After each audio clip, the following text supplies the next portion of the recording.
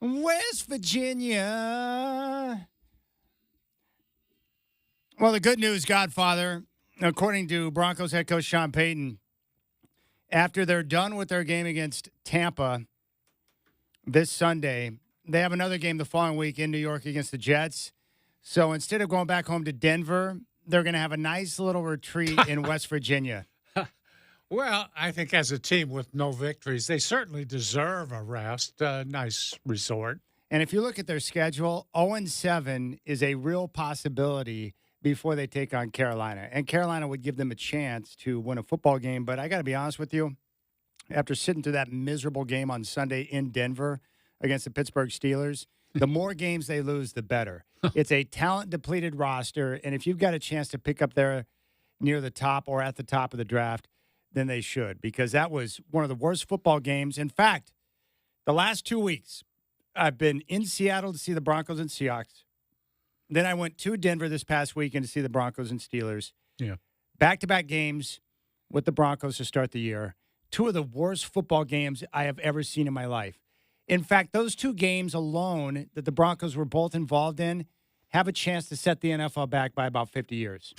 Just horrendous football on all levels. And the offensive play is bad. And when you have a supposed guru or offensive genius who is your head coach and you look that bad on offense, it was miserable. What a miserable time it was sitting in that stadium. Everything else about the trip to Denver was fabulous. But the 3 hours sitting there watching that game, it was like, oh, my gosh. I left early. I looked at Josh. I was like, You left a game early? I did. Whoa. I had enough. I was like, I'm out of here. So we left early. I didn't want to see the mess. In fact, what really pissed me off was when they were down 13-zip and Sean Payton elected to kick that field goal to make it 13-3. It infuriated me to the point where I said, let's get out of here. And we walked right out of the stadium and drove away and got some dinner. I think I sent you a text when that happened. It's like, what is this? You're down by 13 with less than 10 minutes on the clock in the fourth. Genius. You're going to kick a field goal and make it a 10-point game. It's still a 2-score game. Yeah. I can only take so much ineptitude before I'm just out, man. I couldn't deal with it. And it was just awful offense. He just didn't want to get shut out. That's what it was about. And that's what ticked me off because I know coaches do this. I saw it a couple of weeks ago when I was down there for the Wyoming-Arizona State game. Arizona State shut them out for exactly 59 minutes and 58 seconds of the game. They got one big play with under a minute to go, and that's when they started burning timeouts and doing whatever they could to score, like somehow that matters. Hey, coach, I know that somehow it matters you don't get shut out. I watched the whole game. You still stink to high heaven. But I know Sean Payton, being the offensive guru, didn't want to get shut out, so he kicked the field goal. And then they get the field goal to make it a one-score game at 13-6, and they don't kick an onside kick, and they have no timeouts, and they were left with 18 seconds on the clock. Yeah, I know. And after the game, he talked about how they ran the math and went through all the scenarios. I'm like, no, you're an idiot. Yeah, that's when I texted you when they did that. It was like, what are you doing? They're dumb, Godfather. And I know onside kicks are really hard, but it's your only chance. You only have one shot in that situation. Of course. You go for the onside. It's not going to work, but for some odd reason that it does, you got a chance to get back into the game. Right. At least you're showing you're trying to win the game. Well, it was miserable. So let me give you the quick synopsis before I talk about better things about the Broncos. All right. One, Bo Nix through 2 weeks has been awful. Now, I'm not going to overreact and say he's not the guy. He can't be the guy. All I know is that through 2 weeks, he has been a disaster. And right now, he looks like a guy that's not ready to play NFL football games. Yeah. He's been bad. He's been inaccurate. He's overthrown guys. He hasn't run the offense smooth. He hasn't gotten in and out of the huddle effectively. He hasn't gone to the right spots with the football and really bad turnovers. So he's been really bad. It's not just about other guys not helping him out. Bo has been the primary source of issues with the offense, just bad. But he's a rookie with no NFL experience. So again, preseason doesn't matter, and how many starts you have in college does not mean a darn thing when it comes to playing NFL football against a defense like we see with the Steelers, who are great on every level. Also, the bigger picture with the Broncos, aside from Sean Payton being an arrogant bastard, is the fact that it's the Russell Wilson deal. They traded away a lot of draft capital to get Russell Wilson. Yeah. And in doing so, you give up draft picks, and then they ended up cutting Russ, and they've got huge cap numbers this year and next that no one wants to talk about it. And franchises never like to admit they're rebuilding, but the Broncos are rebuilding right now. They don't have the talent or the resources to be able to go out and retool the roster. And as a unfortunate consequence, Bo Nix is going to have to grow through the difficulties of not having a lot of Yeah. great playmakers around him. You just hope he doesn't get ruined during that process. That's right. So there you go. The Broncos stink. The Russell Wilson deal was brutal for the franchise, and it's going to take time for them to dig out of this. And in regards to Bo, I don't know what he's going to become. I just know that through 2 weeks he's been awful. But again, every rookie quarterback that's played has been awful so far Yeah. through 2 games. So it's Yeah. okay. Now, the trip itself. I have told you this, and I will say this once again. Golf in the mile-high air around the Denver area is the best experience I've ever had because the ball flies, and it flies really well. Now, I mentioned that after playing the best golf of my life about 4 to 5 weeks ago, I went through about 3 to 4 weeks of losing my entire feel, my entire swing, and it was maddening. And it took me a while to get back to where I started to get a feel for things again. So last week before I went to Denver, things were starting to come together. Ah, And then I got up early on Monday morning, and we played 18, and we teed off at about 6:45, and then we were playing another 18 on Monday afternoon at the same place, Riverdale. And between rounds, I played fairly well. I shot, I think, an 83 on Monday morning, but we had about a 2-hour break. So we got something to eat, and then I was able to go back out to the range and warm up for the second 18. And during that process, everything just synced up and clicked in. wow. And I was very thankful for that. So from that point on, the rest of Monday and then both rounds on Tuesday, just absolutely murdering the golf ball. And to do that in the mile-high air is fabulous. And I shot a 76 on this course that I played numerous times, and I wanted to do it really bad. And so finally I was able to get over and do that. I shot 81 on Monday afternoon, really ticked off because I double bogeyed 17 and 18, which are tough holes, but I rebounded on Tuesday morning and really shot lights out. Riverdale is a great public course in the Denver area. It's similar to Heron Lakes where it's got 2 courses, 18, 2 different style of courses. The Knolls has been there for a long time, and the Dunes, which is my favorite side, is the newer side of the golf course. But they have a great practice tee, chipping area, putting greens. The whole facility is nice. And then my buddy Jeff Staub, who we stayed with, the guy that I had the picture made for, he just recently retired. This guy's living the dream. So he retires, and he gets a job at Riverdale 2 to 3 days a week working in the Starter? afternoons as a starter. Yeah, of course. So Those he- are the prime jobs. So he basically does nothing. Right. Sits in a car. Yes, and they have to pay him. You can't just do volunteer work. You could, but the boss, he told me, didn't want to go through the paperwork, so he's like, I'll just pay you. So he gets paid to sit around and do nothing for a few hours a day. And gets free golf, right? All the free golf he wants. Oh, God. Is that not the greatest gig of all time? He's Yeah. retired. He's living in a great neighborhood. He's got his dream crib, and now he can go and hang out at the golf course all day, and his wife is still working, and she encouraged him to retire when he was ready to retire. That's an old man retiree job. There's a lot of guys that have those jobs. I was looking at him when we were talking on Monday or Tuesday, and it occurred to me like he's like an older Chad. He's like me at an older age living out my dream. And I'm Yeah. like, dude, good for you. Good for you. But Riverdale is a beautiful course. Todd Creek is the one that's in his neighborhood, also a beautiful course, but they had just recently punched the greens, so it was like Plinko on the greens there. But Riverdale is one of my favorite courses I've ever played. All right. I know you'll know the answer to this, or I wouldn't ask. How far were your drives carrying in that air? 260 to 285 on average. Yeah, and I hit one with the wind behind me, and I was trying to aim for this one little spot in front of these bunkers, and I hit it, and I was like, crap, that freaking went into the bunker. We drove up there. It's not in the bunker. I look up, it had kicked forward and rolled up next to I almost drove the green. And it's just because you're in the thin air, the ball carries forever. Yeah. And you get a little wind behind you, it's like, forget about it. So it took me about the front 9. I was still getting a feel for things. It takes you a while to get used to, like, okay, I got to back off because certain clubs, if you use them, you're going to overshoot your target.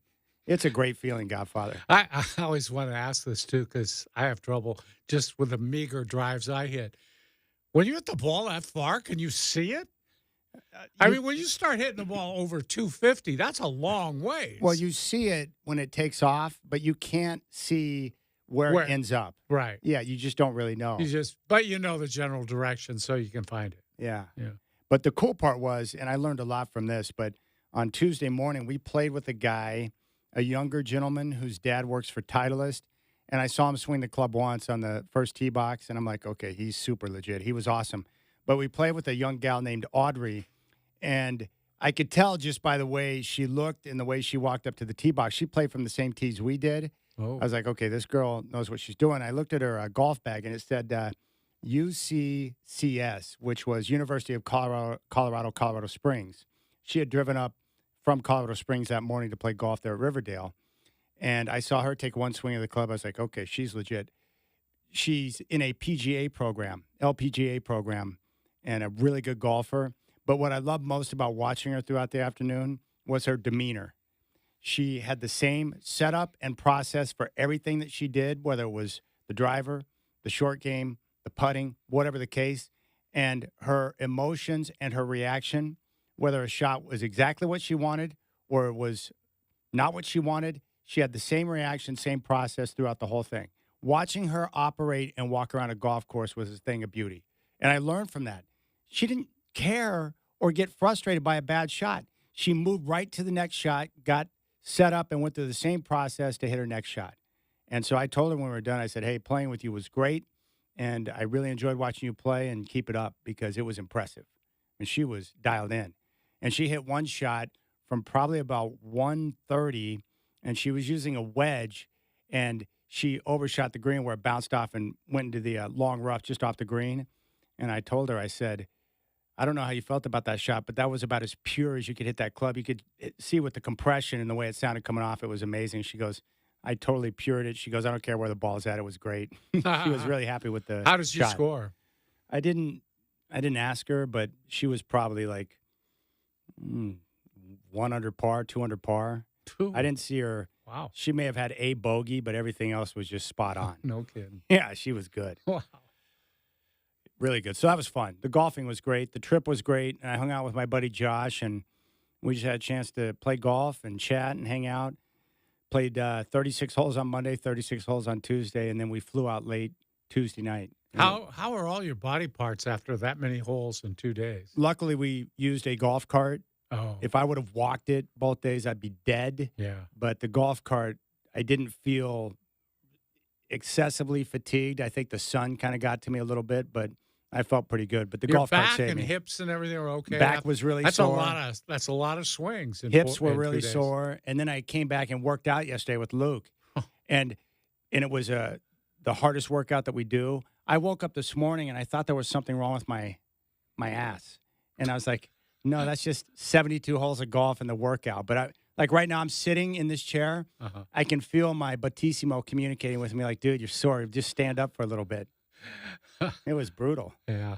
All right, we'll keep things rolling here on the Rip City Drive. Great to be back with the Godfather. Sean Highkin of the Rose Garden Report is going to join us coming up next. We'll get his take on the WNBA, and we'll also ask him when the Trailblazers are going to release news about their TV deal. All things WNBA with Sean Highkin next.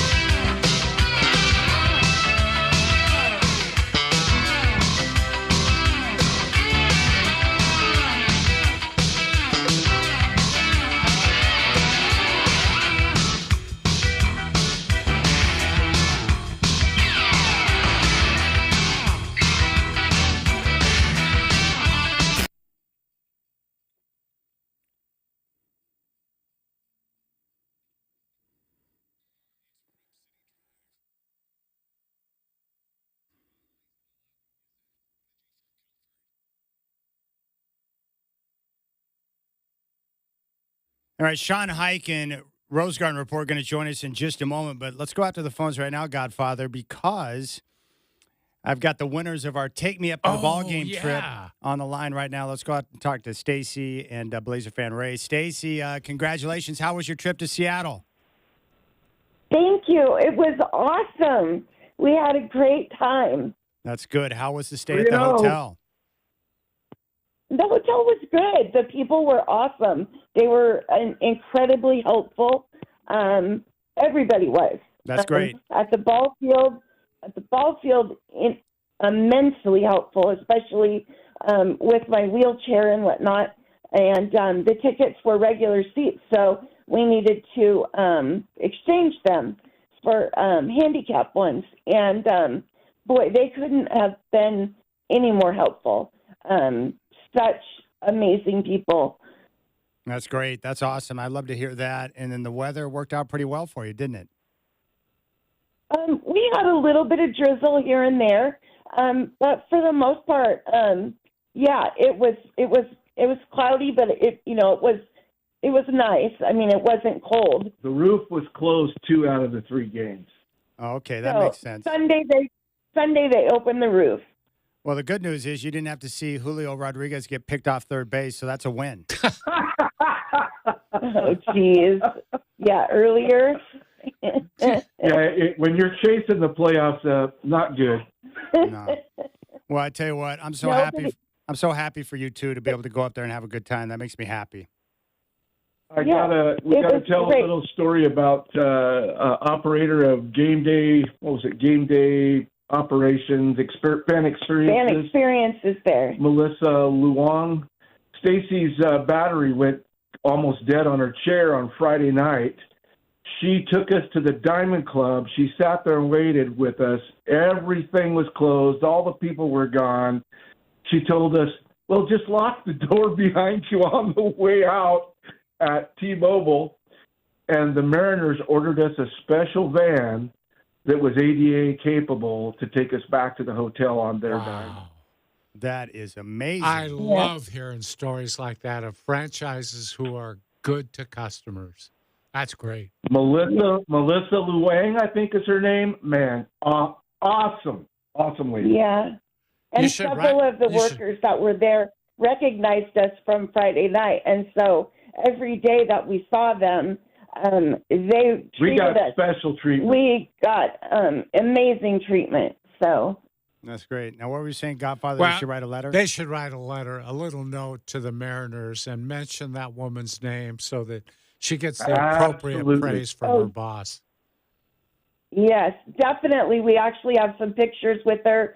We were going to send them to her, so we were going to send a little note to them. And I have this site to go onto. I just realized today that I forgot to post some of our pictures out on the Rip City site. So we'll do that. And the Mariners went 3-0. You can't beat that. No, it's terrific.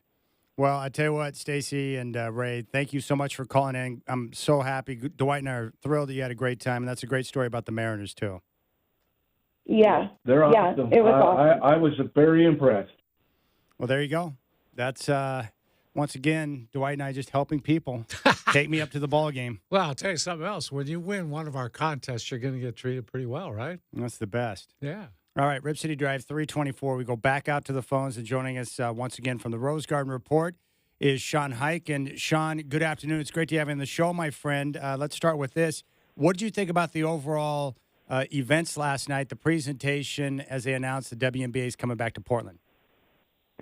I think everybody was just relieved that it actually happened this time and that it's actually done and it's going to happen and it's not going to fall apart at the 1 yard line again like it did last year. But I think, I mean, the mood and, in the room, obviously it was a good atmosphere because, they had all the VIPs of, local sports franchises and, the political scene and kind of all the people you would expect to be at one of these things. But then they also kind of had a crowd of people in the back. I'd say probably 200-300 people that it made it kind of feel more like a pep rally. And then afterwards out on concourse, or not the concourse, the courtyard out in front of the arena. They had like this full block party thing set up. So it was a celebratory thing, but I think more than anything, again, it was just people were glad that it actually got done this time. Sean, I'm curious what you think about this. We had a tremendous reaction yesterday asking for people to tell us what their nickname for this team would be. And fill us in, number one. I understand they're having a contest. Do you have any word on how or when that's going to take place? But do you have a favorite nickname for this team? I haven't really liked any of the ones that I've seen thrown out there, to be honest with you. But I'm also like, this stuff is way above my pay grade. The one thing I'll say is that the reports have been that the Kirk Brown, who wanted to own the team last year and was almost going to be the owner of the team, wanted to call the team the Rose City Royalty. And I'll just say, don't do that. As long as you don't do that, I think you're probably in good shape. I don't know what the timeline is for when they're going to have a team name announced. Like they if you look at kind of the precedent of it, last October is when they announced that Golden State, the Bay Area, was going to get a team. And then this past May was when the Golden State Valkyries like name and logo was announced. So that's like a 6-7 month runtime from this franchise being announced to them coming out with the name and the logo. And you know, you were kind of on the same track with Toronto, which was announced in May, and they still haven't announced a name, but they are doing something similar to what I think the Portland ownership group is going to do, where they're soliciting suggestions from the public. And in Toronto, they've actually been doing like a whole podcast series about like taking you behind the scenes of the process of building a team from scratch. And they've been talking about like how hard it is to find a name where it's like you got to find one that works, that people like, but then that also like you can get the copyright for, or that isn't infringing on anything. And so it's a whole thing that goes into it. I will say I doubt that the Bethal family spent $125 million on a team without having any idea what they would like it to look like or have the logo be or the name be. So I'm sure there will be some public input on it, but I would be willing to bet they probably have at least a few possibilities that they already like. And, you know, we'll see what ends up happening with that.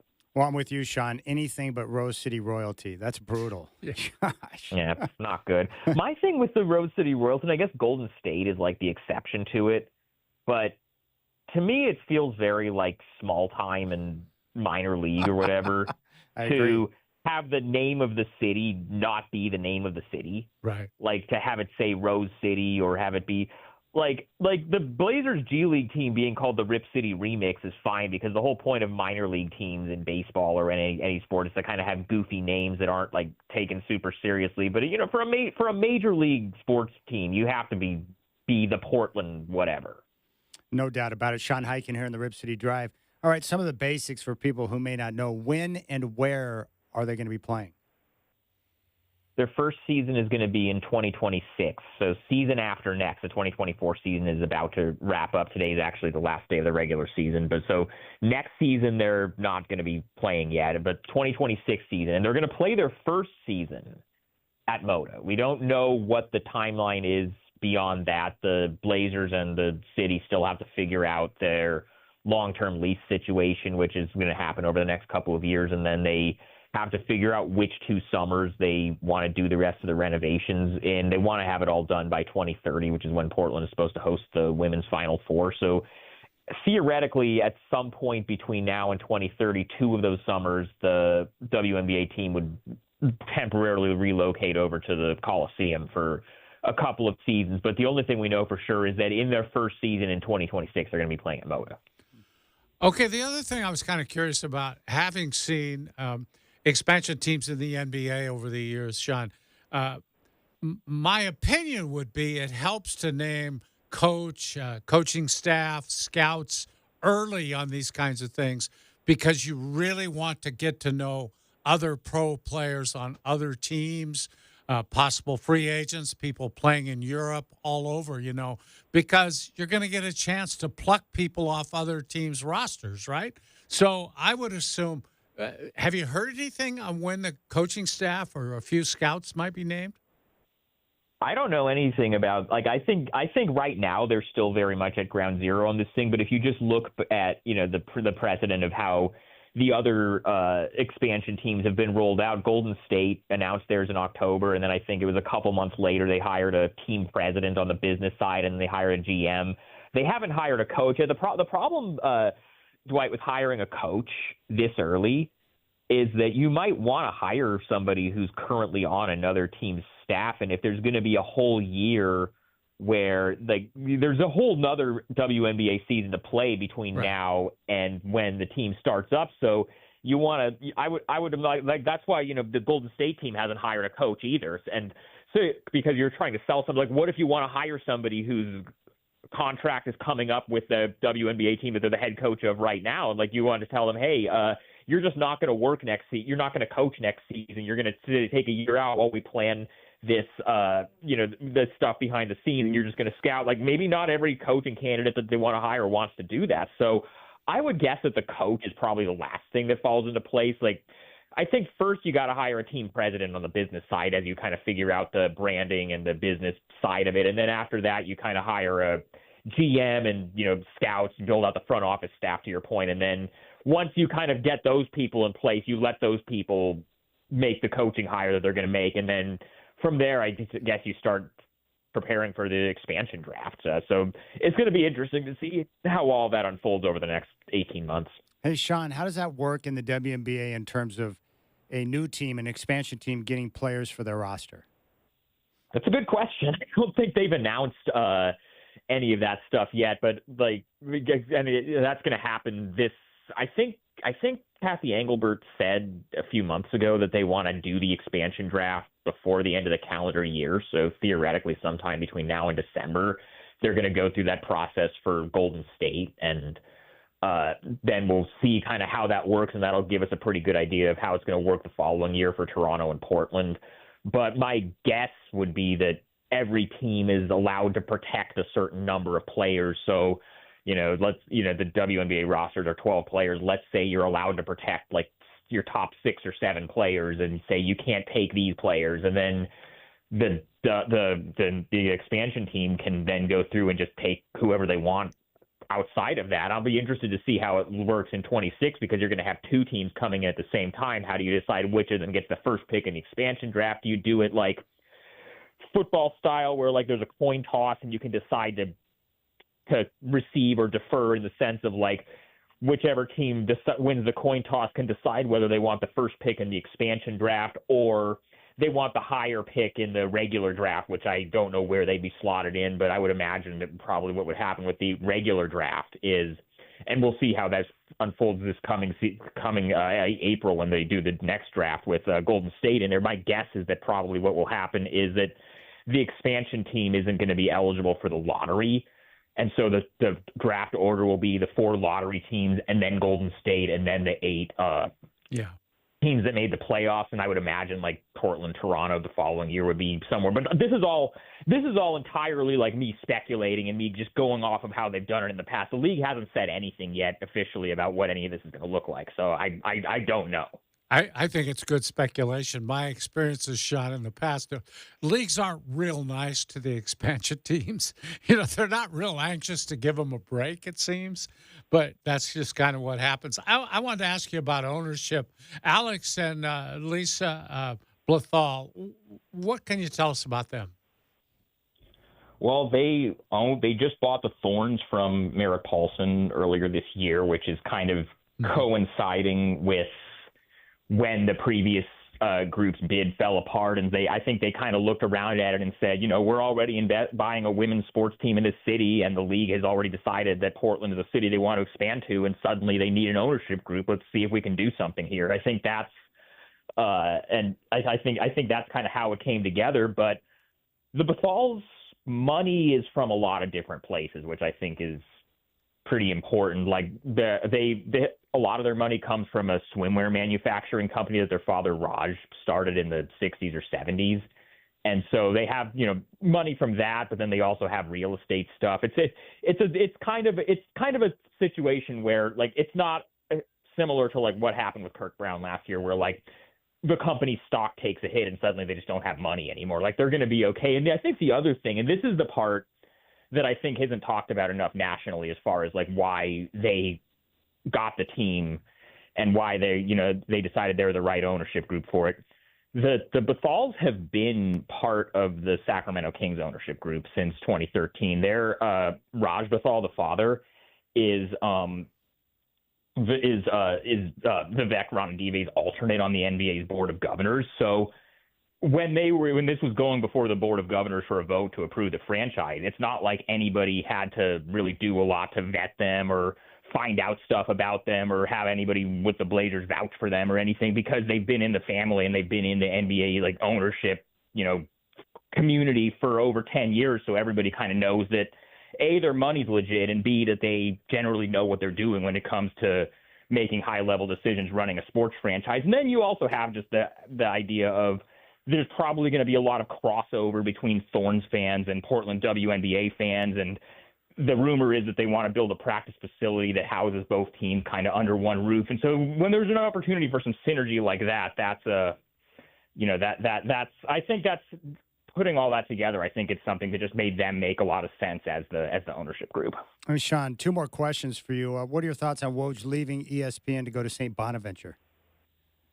My number one thought about it is I totally get it. And there is no amount of money you could pay me to do that job, because you basically have to live on your phone 18 or 20 hours a day just to not miss anything. It's like, yeah, those guys get paid, him and Shams, like anybody, or Adam Schefter in the NFL, any of those guys get paid a ton of money, but it's like that does not seem like an existence and a lifestyle that's appealing to me. But, good for Woj. I mean, it seems like he's ending up in a good spot. I'm happy for him that he made this decision, and it's going to be interesting how things move forward from here with, on a lot of fronts.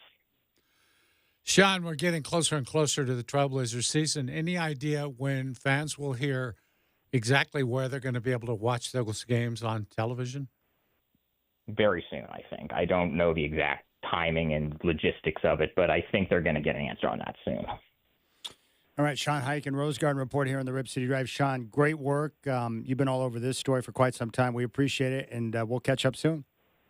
Yeah, thanks for having me on, guys. There you go. Sean Highkin, Rose Garden Report here on the Rip City Drive.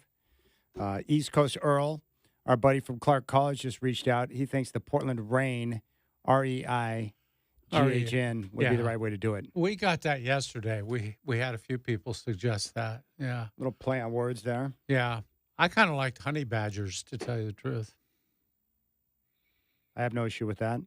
The Rose City Royalty is one of the worst name ideas I've ever heard in my life. Yeah. And I totally agree with Sean. It has to have a Portland name in it. I'm tired of this stuff. Nobody, you go back east, who knows Rose City? I guess they know that's Portland. Maybe not. Put Portland on there. It's Portland's team. We got to wait 2 years for Caitlin Clark to come to town. That sucks. 2 years, dang She might it. be retired by then. She'll have made She so is much not allowed money. to retire until she plays a game in Portland. Okay, I All did right. not know that. Just saying. All right, we'll keep things rolling here on the Rip City Drive. When we come back, Ohtani, by the way, 49 home runs now and 51 stolen I bases. saw that. 4 for 4 with a homer today. Why is that not getting more attention? His chase at 50-50.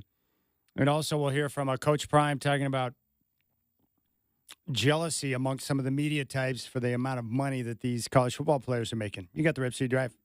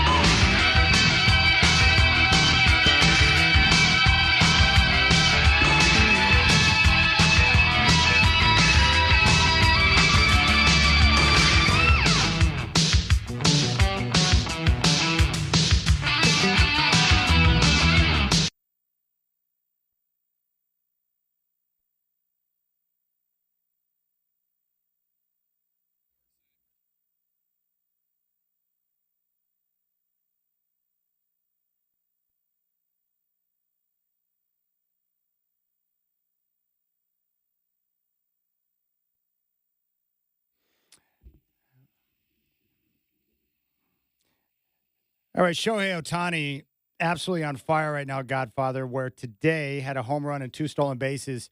He now has 49 home runs, 51 stolen bases on the season. He's going to be a member of the 50-50 club, which means he'll be the first member of that club. It's never happened before. Why do you think it's not getting more attention for this chase and what he's looking to accomplish? Because, well, you can speak to it better than me, but it would seem to me that it's a pretty awesome accomplishment to go 50-50. Yeah, it's huge, Chad. It's unprecedented. He's the charter member of that club. Wow. I think part of it is the fact that he's not an American player. I've always heard Latin players talk about how they don't get the same kind of attention for what they do that American players do. And I think in this case, it might be the same thing. It's also, let's face it, it's a product of baseball just not getting the attention as a sport that it used to get, because NFL football has just kind of pushed him to the curb for a while. So that's part of it, too. But I am surprised he hasn't gotten more attention for this and, frankly, more endorsements than he has already. Now, part of that might be the language barrier.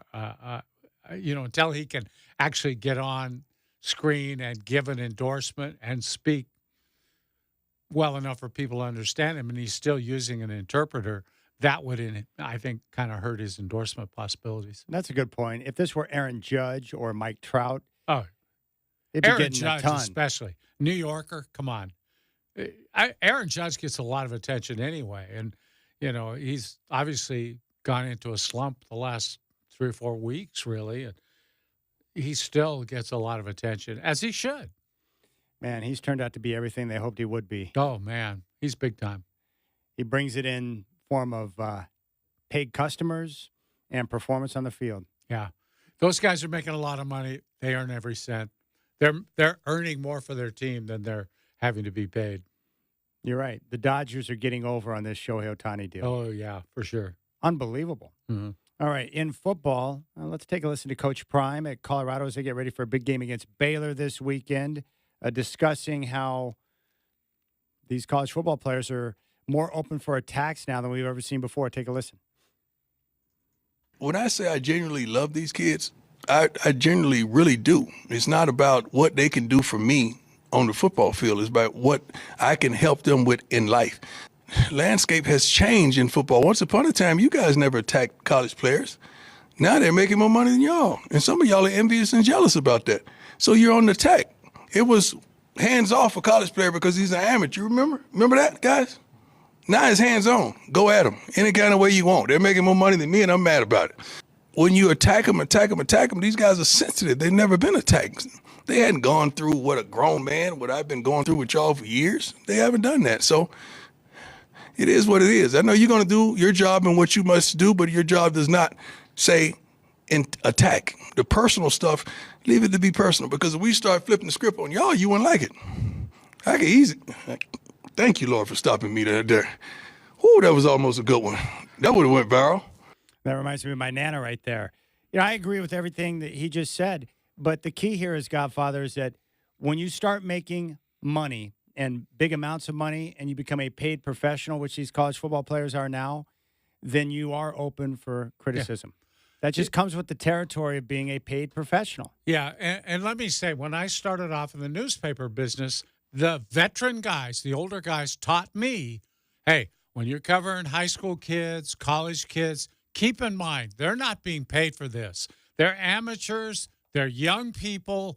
So you can't cover them the same way you cover pros. You have to be more gentle with them and not criticize. In fact, we used to write stories about football games and say, and then the Ducks fumbled, because we didn't want to say the name of the guy who fumbled. Yeah. Because you are always protecting them, just like you never used to hear their name when the penalty was on them. It would be a 15-yard penalty against Oregon for unsportsmanlike conduct. But they didn't give the number of the player. They do now. And that started several years back. But I would just say, Chad, and you have it right, when you start taking money to play, and in some cases the paying customers are part of those who are paying your salary, then you're going to get criticized. You're a pro now. And I think the difference now, when Deion was talking about personal shots, right? Right. I think what's happened with the internet and with different forms of social media and different reporting and different ways that people can talk about the players and the teams and so forth, they don't have the same type of, I'm looking for the word, rules or, man, what would you call that with what you guys had in the paper industry? Ethics, right? Yeah, we did have ethics, actually. Yes. Thank you. Well, did. what happens now is that you have all of these different people who are covering sports who don't have the same ethics that a journalist or a writer from a paper would follow years ago. And so they do get personal sometimes in their attacks. The way I've always been taught, even on radio, is anything you want to criticize between the white lines of play, that's fine. Mhm. You can talk about it with numbers. You can criticize play, decision-making, whatever. Right. But what you want to avoid are personal shots from their personal life, from things off the field that you may not have total knowledge of. Yeah, and that's even tougher now because you see players posing in front of their Rolls Royces on social media. So all of a sudden, that's a public thing. It's just like, and I think what he's upset about is his son, Shedeur, being criticized for not shaking the hand of the opposing quarterback after the game against Colorado State. Well, based on the way he ran his mouth, I can't blame Shedeur for not wanting to shake Well, his I'm hand. just saying, whether that was right or not, that's where the criticism came from. And I think he sees that as a personal matter. Yeah. A couple of things that I picked up on. Number one, Bo Nix, after the game against the Steelers, was asked a question by D-Mac, hey, can you take us through the interception? Yeah. And his response was, yeah, I dropped back and I threw it to the other team. Yeah. So Bo came across as being a little bit salty, but what no one talked about or revealed is that D-Mac came in late and asked the question after it had already been asked. Yeah. And if you go back and listen to the audio, when Bo was asked the question the first time, he gave a much more in-depth answer. But when he was asked the same question a second time, Sure. he was ticked off. Same thing with Shedeur. He went through after the game and shook everyone's hand on the team of Colorado State except for one guy, the quarterback. So he didn't just walk off the field. He shook hands and dapped up all the players that he came across except for the quarterback who ran his mouth before the game. So that's just the reality of how it's covered on TV. They show one thing, and that's the perception that's out there that he dissed Colorado State, but really it was the quarterback he took issue with. That's what happened there.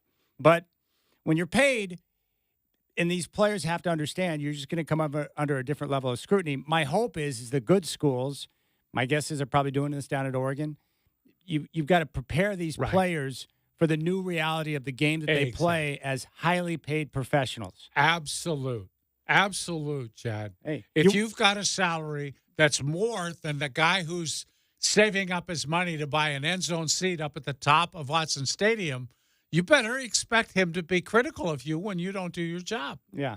And I don't think it's everyone. I think Coach Prime is right. There are people out there there's a lot of people out there that don't even think the players should be paid in college, right? Right. So they hate the fact that a quarterback's making $1 million to play football for Oregon or whoever. But you get that in every aspect of society. There Sure. are people out there like, well, why do we need billionaires? That they're more concerned about someone else's money and what they're making than their own situation. That's Yeah. weird to me, too. All right. Well, let's keep things rolling here. We're going to talk with Justin Myers. He'll stop by. We'll see how he's feeling, check his temperature after the Civil War, Godfather. Yeah. You think he's pretty happy about that? When we come back, though, we want to focus in on a couple of different things. One, the Civil War. I want to share our thoughts. This is my first day back all week, so Dwight and I haven't had a chance to talk about it, but That's right. maybe Justin and the rest of the other morons out there will stop unnecessary criticism on Dylan Gabriel, who was sensational against Oregon State. Did you just call Justin a moron? Yes. Okay. Yes, I did. He understands. Okay. Well, Chad, you have to understand that Dylan Brooks is not Bo Nix. Well, he looked pretty good on Saturday.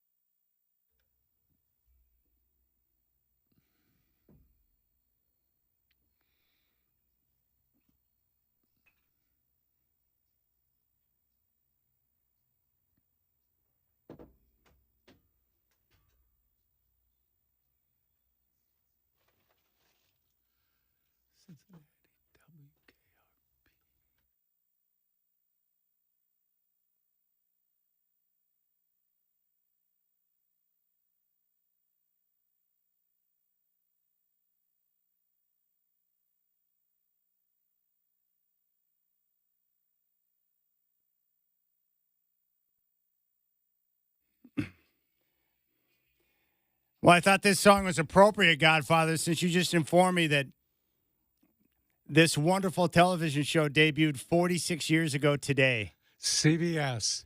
What a show that WKRP in was. Cincinnati. Yep. I had no idea I'd ever be working in radio at that time, but I loved that show. It's a great show. Oh, so well written. My favorite episode, no surprise, the Turkeys? Thanksgiving turkeys. As God is my witness, Andy. Oh, man. That's great. I think if you work in radio, this is a show you have to appreciate. No question. And when you watch the show, it's like a lot of the nonsense, it takes place in all radio stations. Had to be radio guys writing those scripts, don't you think, to know all that stuff? I mean, they got it Had to right. be. Yeah. All right. You and I have not had a chance to talk about the Civil War. Let me just tell you real quick. Saturday, I rolled out early because I was hosting the Civil War party down at Spirit Mountain Casino. Oh, yeah, that's right. And it was a great setup. The sports book was packed with Duck and Beaver fans, which was great. And then we had two drawing drums, one for the Beavers, one for the Ducks. And for every wager, I think it was like $25 or $20 wager, you got a ticket to put in the drum for our drawings. And we were giving away $100 cash vouchers and also different gift cards for either the Ducks or Beavers store for anywhere from $150 up to $350. I told you that the Godbrother, your wonderful brother Bruce, was going to come down. He hit me up well before the game, said, hey, Chad, you're going to be down at Spirit Mountain for the Civil War? I said, yes. He goes, you're going to have giveaways? I said, yes. He goes, I'll see you there. I showed up well That's before the him. game, and both the Godbrother and his son David were already in the sports book ready to roll. And they both had a stack of betting tickets a mile high. Oh, yeah. I'm like, what do you got action on? Everything? I was like, whoa. So they both went heavy in on the Beavs because they thought the point spread was way out of whack at I 16 tried and a to half. tell them. After the first drive, they both got up and did in-game bets on Oregon, Hedging. hedging their bets. Yeah. No joke. And then within 10 minutes of us starting our drawings, Yeah. Bruce won one of two times. So it didn't take him long. Every time he's shown up, I call his name. It's unbelievable. Yeah. He always wins. He walks right up, hands me the ticket, and says, it's what I do, and just kind of shrugged his shoulders and moved on. He's always been the guy that won contests. I know. Sweepstakes, whatever contest you got. But you know what's there. amazing? They're a perfect example of why Duck fans drive me crazy. And I'm not even joking about it. The Godbrother and his son David, Yeah. they're both crazy because they watched two games, Idaho and Boise State. And going into the Beaver game before it kicked off, I don't like the offensive line. I don't understand what's going on. Lanning needs to do a better job of coaching. And I got to be honest with you, that Dylan Gabriel, he's no Bo Nix, and I don't like the way he plays. The Godbrother gave me a full breakdown of everything that was wrong with Dylan Gabriel. And at the end of the game, he's like, I was better. They're not even satisfied. They got the win and stuff, but they weren't satisfied. But it's like, whatever. Yeah. Just craziness. But I got to tell you what, if you're a Duck fan, you got to feel better about the entire operation coming out of that game because the offensive line was terrific, both in the pass. Dylan Gabriel had plenty of time to pick his spots and find open receivers.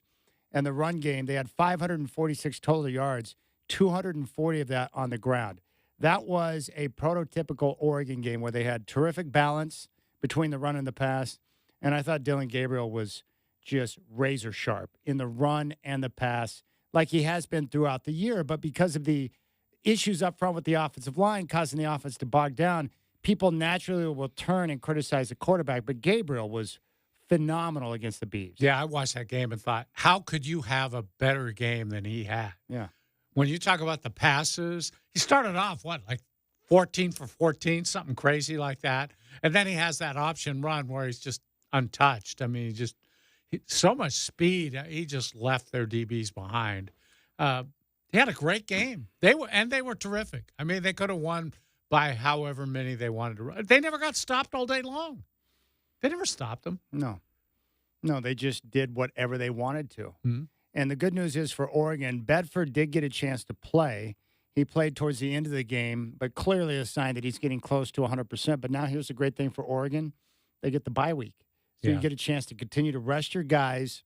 You go into the bye week feeling good about the operation coming off the Oregon State game, and now they can continue to fine-tune some of the details as they're going to step into some stronger competition. Well, they go into conference play now, and it's a perfect time, I think, they used to say this after the exhibition season in the NBA, go back to the woodshed. That's what they always said. Absolutely. You go back to the woodshed. You're going to get some good, hard, tough practices, and then some days off to recover, and then you play some real meaningful games.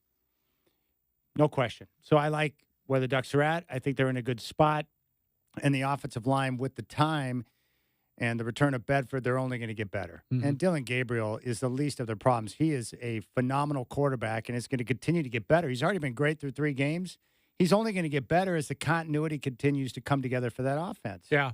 If I was going to pick one place that I thought would be a trouble spot for him, it would actually be the defensive line, because I was surprised Oregon State was able to run on him a little bit in the first, especially in the first half. I love Oregon's linebackers and their DBs. Yeah. They're set. I mean, their back 7 is really good, I think. Yeah. It's just up front that would bother me a little bit. Well, I'm not too concerned about that because Oregon State's offensive line is really good. They do a great job in run blocking.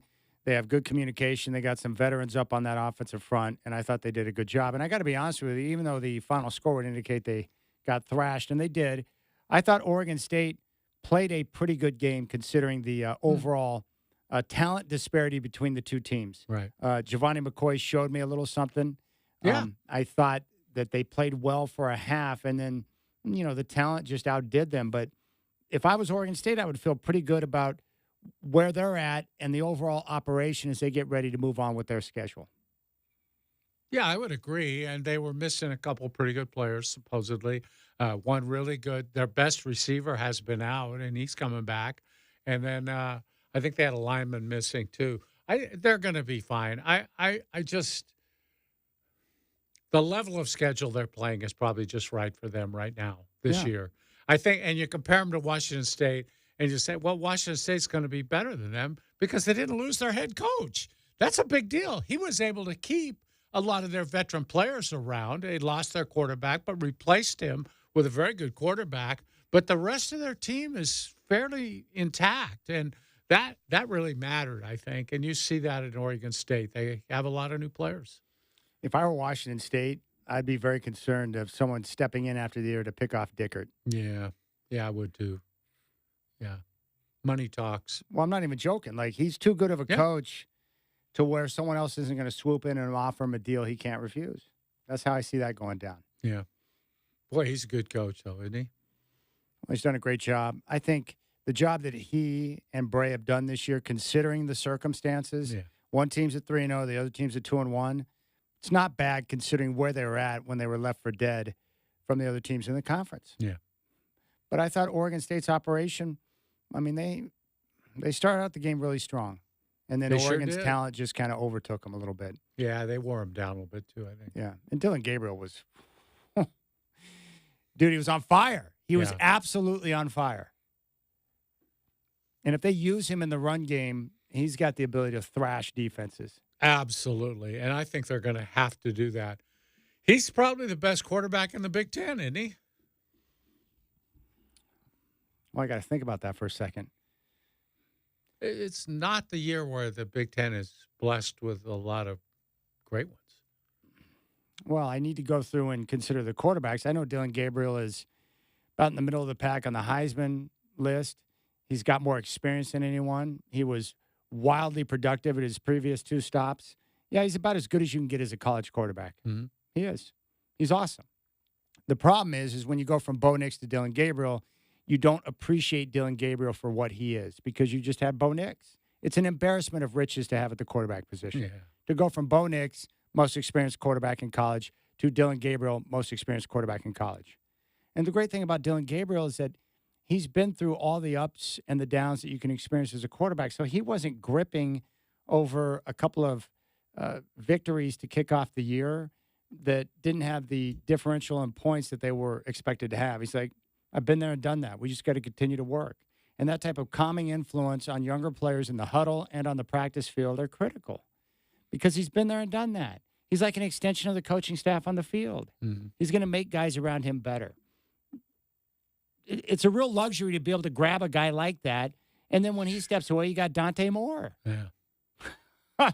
Yeah, and Moore's probably going to be pretty good. But what makes him even better, I think, is playing behind a guy like he is now. Dillon Gabriel is kind of playing the way Moore will play, only Moore's a bigger guy, but he's a runner too. And I think that system will be just fine for him. It won't be the kind of change they've had from Nix to Gabriel, which, there's no doubt Gabriel's just a different type of quarterback than Nix. Moore, though, I think the style that Gabriel plays is almost more appropriate in college than it is in the pros. Well, what Gabriel's going to help more with is, the little nuances of playing the quarterback position at a high level, getting in and out of the huddle, recognizing defenses, how to adjust, where to place the ball, all these little things that really separate an experienced quarterback from a younger one. So if Moore's smart, you sit, you watch, you listen, and then prepare yourself for next year because it's critical. Not too often do you get a chance to work with a guy like that. Yeah. That's a valuable resource. But I think the option offense is going to be a part of what Moore runs, and I think you're going to see more of it at Oregon because Gabriel is just – when you get him out on the edge, look out. Yeah. What a threat. No, he's a stud. Loved him at Oklahoma, and I'm going to love him the rest of the year at Oregon. I love Dillon Gabriel. All right, I want to talk about balls for a moment, Godfather. Balls for all. We would like you to help us support the Boys and Girls Club of Portland by donating new or gently used athletic balls. It could come in the form of basketballs, soccer balls, baseballs, footballs, any type of balls that you want. And we're going to try and fill a Viking spa with balls. And the drop-off spot's going to be at Haven Pools and Spa, 10560 Southeast Highway 212 in Clackamas.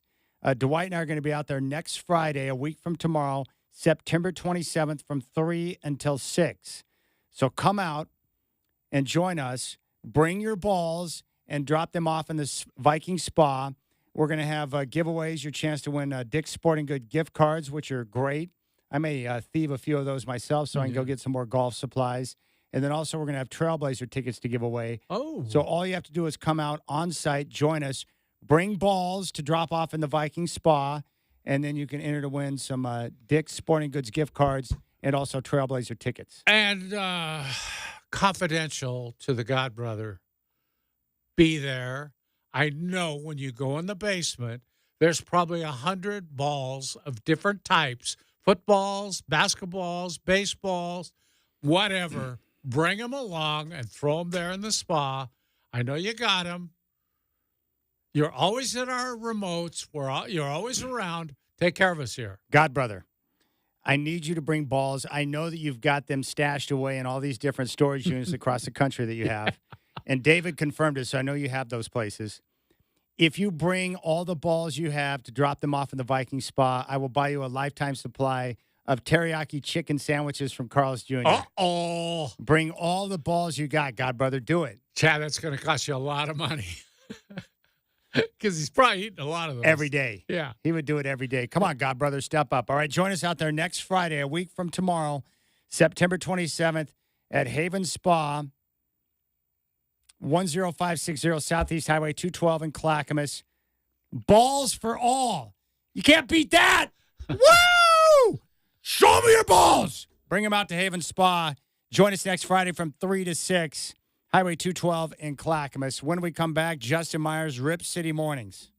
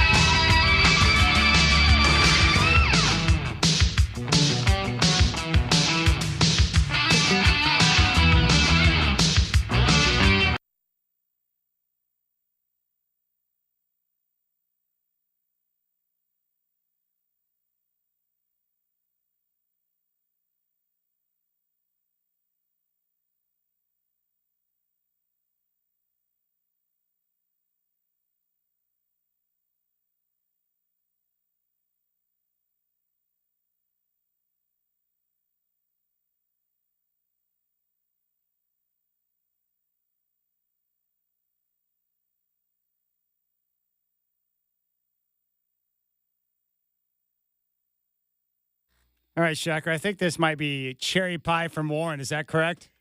17 by Winger. Oh, I was close. You don't miss very many. It's the first one I've heard you miss in a long time. All right, joining us right now, the host of Rip City Mornings, Justin Myers. Justin, great to talk with you, my friend.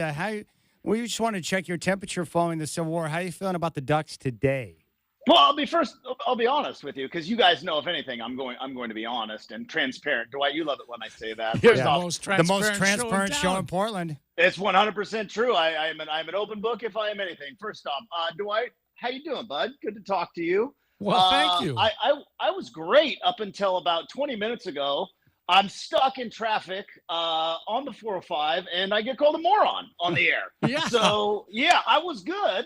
And now I don't know. Are we going to have like a salty 20 minutes here, or No, or we already had a are we salty gonna maybe moment on go the away golf from- course. We had a salty we- moment on Tuesday, so I think we're good with salty moments for a while. I was gonna come in on the air, hat in hand. I felt bad. Chad had 2 days off. I caused him a headache, and so I felt bad about that. And I was going to apologize again on the air for causing him a headache. But then I get called a moron on the air. And Hey, I'm Godfather, why'd you clarify that? I love how Dwight clarified that, too. He's like, hey, wait, did you just call Justin a moron? I'm like, yeah. I wanted to make sure you didn't miss it, Justin. oh, I didn't miss it. Ears, as they say, my ears were burning. But nonetheless, I am in a great mood, boys. Oregon is back. Everything is fixed. Dylan Gabriel's going to win the Heisman again. I don't know who said he wasn't. I don't know who said there was a problem with the offensive line. And this is it. We're back. It's all good.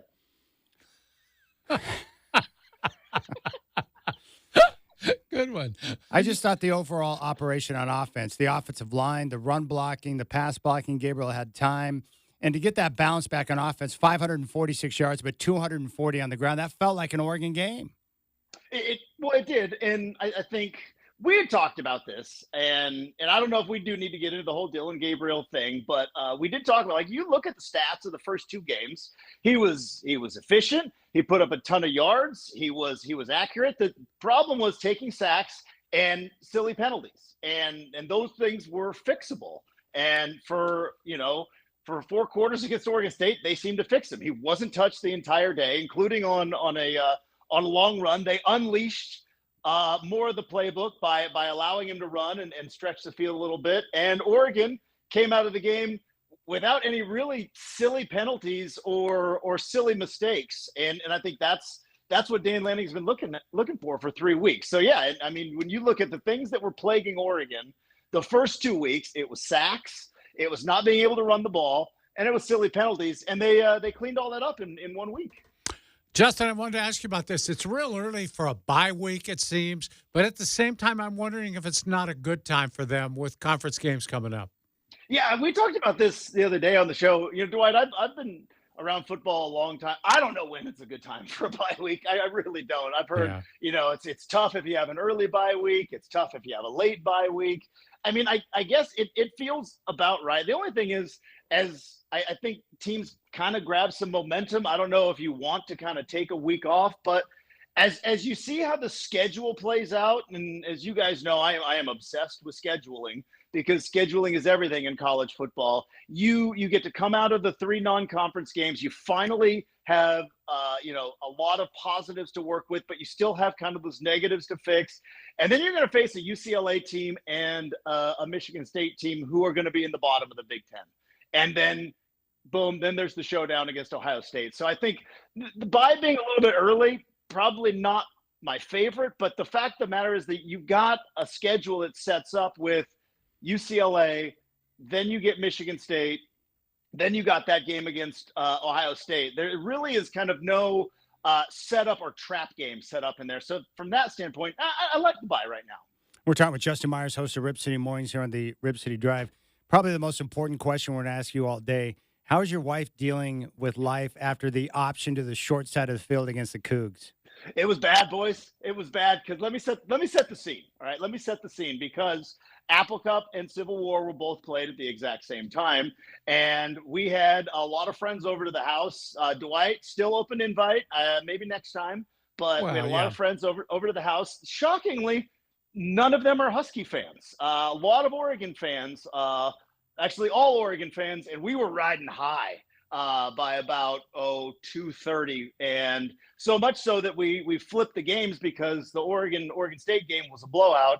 So yeah, so not only did my wife have to watch her team run an unbelievably bad play with the season and rivalry game and everything on the line, but she had to do it surrounded by a bunch of drunk, annoying Duck fans. So yeah, tough afternoon for Mrs. Myers. Hey, Godfather, I got to break in real quick. Ohtani just hit another home run. Get out. He's 50, baby. He's 50 now burger. 6 for 6 with 3 home runs and 10 RBIs. Oh my God. Golly. That's ridiculous. Justin, that's ridiculous, man. 50-50 club. Unreal. I don't know if he's going to get another. I don't know what inning it's in. I doubt he's going to get another at bat because he's 6 for 6. But Dwight knows this. If he comes up again, plunk him right in the back. Plunk him right in the back. There's no way you're going to get another ball over the plate. The good thing is, though, if you keep letting him hit home runs, he's not going to steal any bases. I guess that's true, man. So 50-50 club, huh? It's done. Yeah. All right, Justin Myers, host of Rip City Mornings here on the Rip City Drive, as we get ready for another big weekend of college football. What are your thoughts on USC at Michigan? I like USC. I like USC a lot in this game. I think Michigan got exposed by Texas. I think there are a lot of people that still look at Michigan and see last year's team.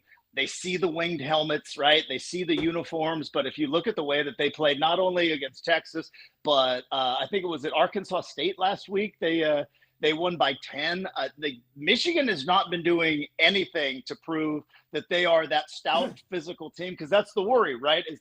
Is Lincoln Riley and USC, and they handled LSU, and now kind of looking at LSU season, they don't look like that tough physical SEC team that you're used to. So you wonder, like, was that a bit of fool's gold? But I don't think Michigan is it, guys. I really don't. I think USC has a ton of offensive firepower. I think Michigan is going to be lucky to even hang in this game. I think USC goes big. I think they go big over Michigan. I think Michigan is going to have a very rude awakening this season. I think it's going to be tough sledding for Coach Moore. Justin, who's the best college football team not named Texas, Ohio State, or Georgia? Oh, that's a really good. I am going to go with Tennessee. I think Tennessee is the best team, not in those top 3 right now. Now Tennessee's got a pretty tough schedule ahead, but I love their quarterback. And maybe, guys, it's because I learned to say Ia Maliava, and I want to say that as many times as possible. But if you do not know who Nico Iamaleava is, you better learn how to pronounce his name, because he's going to throw for a ton of yards. Their offense is fun. Heupel is going to Oklahoma. He's got obviously a lot. Chad knows all about the bad blood and what happened, and they put the blame on Heupel and kind of ran him out of town, and now he comes back with a better team. I think it's Tennessee, and I mean, maybe the Sooners show up, and maybe they put a hurting on them, and maybe Tennessee is a bunch of frauds. But if you were to ask me right now, out of taking Texas, Georgia, and Ohio State out, I think Tennessee's the best team in the country. I'm just glad to know that Nico's last name is not pronounced Alumaliva, because you just solved a big problem for me. Alumaliva. Yeah. That'd be a tough one, yeah. How do you pronounce that again? Maliava. Ia what is that again? Nailed it. Say it one more time. Ia Maliava. Ia Maliava. Boom. Thank you. I appreciate that. Justin, you mentioned Tennessee. As somebody who buys a lot of tickets to college football games, how do you feel about their policy coming up of adding that 10% surcharge for NIL? I'm glad you asked this, Dwight, because I went in and did some research and found out Tennessee last year as an athletic department made $75 million in profit last year. They made $75 million in profit. That's not total revenue. That is profit. They spent $59 million in expenses. And now they're going to claim that they can't pay their own players. They're going to claim that they need the fans. They got to pass the buck down to the fans of like, oh, poor us. We're just trying our best. They made $75 million in profit last year, and they're ultimately going to pass the buck down to the fans. Why? Because we'll pay it. We will, and especially in the SEC. And if you sell it to, well, do you want good players? Well, we got to pay for them. And, somebody's got to throw some donations in there, and it's going to be you. And that's where they get that 10%. But I think it's ridiculous. Look, I understand that at some point these institutions are going to start paying the players out of the athletic budget. That's where NIL is going, because NIL is not what people thought a couple of years ago, and it's kind of blown up in their face. And it's going to be paid employees by the athletic department. But you made $75 million. You get paid, I believe, $50 million from ESPN per year over the next 10 years. And you got to claim poor. And, it's like everybody knows that guy that like kind of reaches for his wallet or has to go to the bathroom every time the check comes. He gets penguin arms. Penguin arms. Exactly. Now, imagine that dude is rich, because that's what they are. It's ridiculous. Like, and if you want to just do that, why not just make that the ticket prices? That's the other thing that I get frustrated with. Like, oh, well, there's a donation fee and there's a service fee. Just make it the ticket price, and I will decide if I want to pay it or not. But here's the other thing that I learned about Tennessee. They got about 1,500 people on the wait list for season tickets. So, yeah, they're going to go ahead and be able to make that 10%. Nobody wants to give up their season tickets because they've got plenty of people on the wait list. But just know, college football fans, when they want to try to sell you on we need to pay the players and we're going to throw a talent fee in there, they're already making massive amounts of money. And you'll still be buying your Duck tickets when Oregon does this to you. Phil would never do that to us, Chad. Phil would never do that. He cares about us, the fans. He knows that the people in the stands, we are the reason that this whole operation runs, and Uncle Phil would never do that to us. Plus, I buy enough stuff with swooshes on there to cover my talent fee. What are your thoughts on the WNBA coming to Portland? I mean, I think it's a good win. I was listening to Sean Highkin. I thought he nailed it with kind of the sense of relief. Portland has been, really pushing for this, and the fact that it kind of fell through a year ago was a bit of an embarrassment, and that now that it finally got done, I think that's a good thing. Timing wise, I think the WNBA has never been more popular. I think it's because of Caitlin Clark, and we can sit here and nitpick and argue as to why or is it right, but it's because of Caitlin Clark. The ratings are up, the numbers are up, and in terms of popularity, the WNBA has never been more popular. So if you're going to get in on the league, I think now would be a good time to do it. Plus, I talked about this on the show the other day. Look, WNBA is not for me. It's not my cup of tea. I don't watch it. It's not for me. That's fine. But we work in a world in sports media, in a world of numbers. And we know usually what tracks, what doesn't track. And every morning throughout the summer, I look up in our studio and I see ESPN, and they are, if not talking about the Dallas Cowboys or the New York Yankees or the LA Lakers, they were talking about the WNBA and Caitlin Clark, because it's drawing eyeballs and drawing numbers. I don't know how much staying power it's going to have, but as of right now, the iron is hot and Portland struck. So I think it's a good thing. All right, Justin, what's a good nickname? Give me your nickname for this team. I say everybody is zigging and everybody is trying to get creative. Why not just zag and just go basic and just go like the Eagles or like the Bulldogs? You know what I mean? Why? Why? Like for years and years and years, the Wildcats, the Bulldogs, and the Eagles worked for everybody, right? There's two tigers in the SEC. Nobody has a problem with that. Yeah, we got to go. Oh, we got to go with the Rain, but we can't say RAIN. It's got to be with the G in there, or it's got to be, or going back to the Fire, or what was it? The Rose City Royalty, because everything about Rose City screams royalty. Because are the Brits coming? Like, what's the Rose City? Can't we just find an animal, put an S at the end, and call it good? Pathetic. Well, what about my pick? I say honey badgers. You like honey badgers? I mean, the honey badgers had a moment there. Are honey badgers still a thing? Right? Because you had Tyrann Mathieu was the honey badger, and you had the viral video about the honey badger. Are the honey badgers still like a thing? Well, you could make them a thing by doing that. Yeah. All right. I'm with you. Like I said, find I'm disappointed an animal, put an S on the end, and call it good. I'm disappointed in you. I would have thought for sure, based on what I know about you, that you'd come up with something better than the Eagles. Like I said, go old school, Chad. All these new names you want to come up with, all these soccer names, right? Like Real Salt Lake and Sporting Kansas City and all these things. Like just let's find a bulldog, an eagle, or a tiger, and call it good. He wanted to name him after your favorite musical group. That's what he wants. Yeah.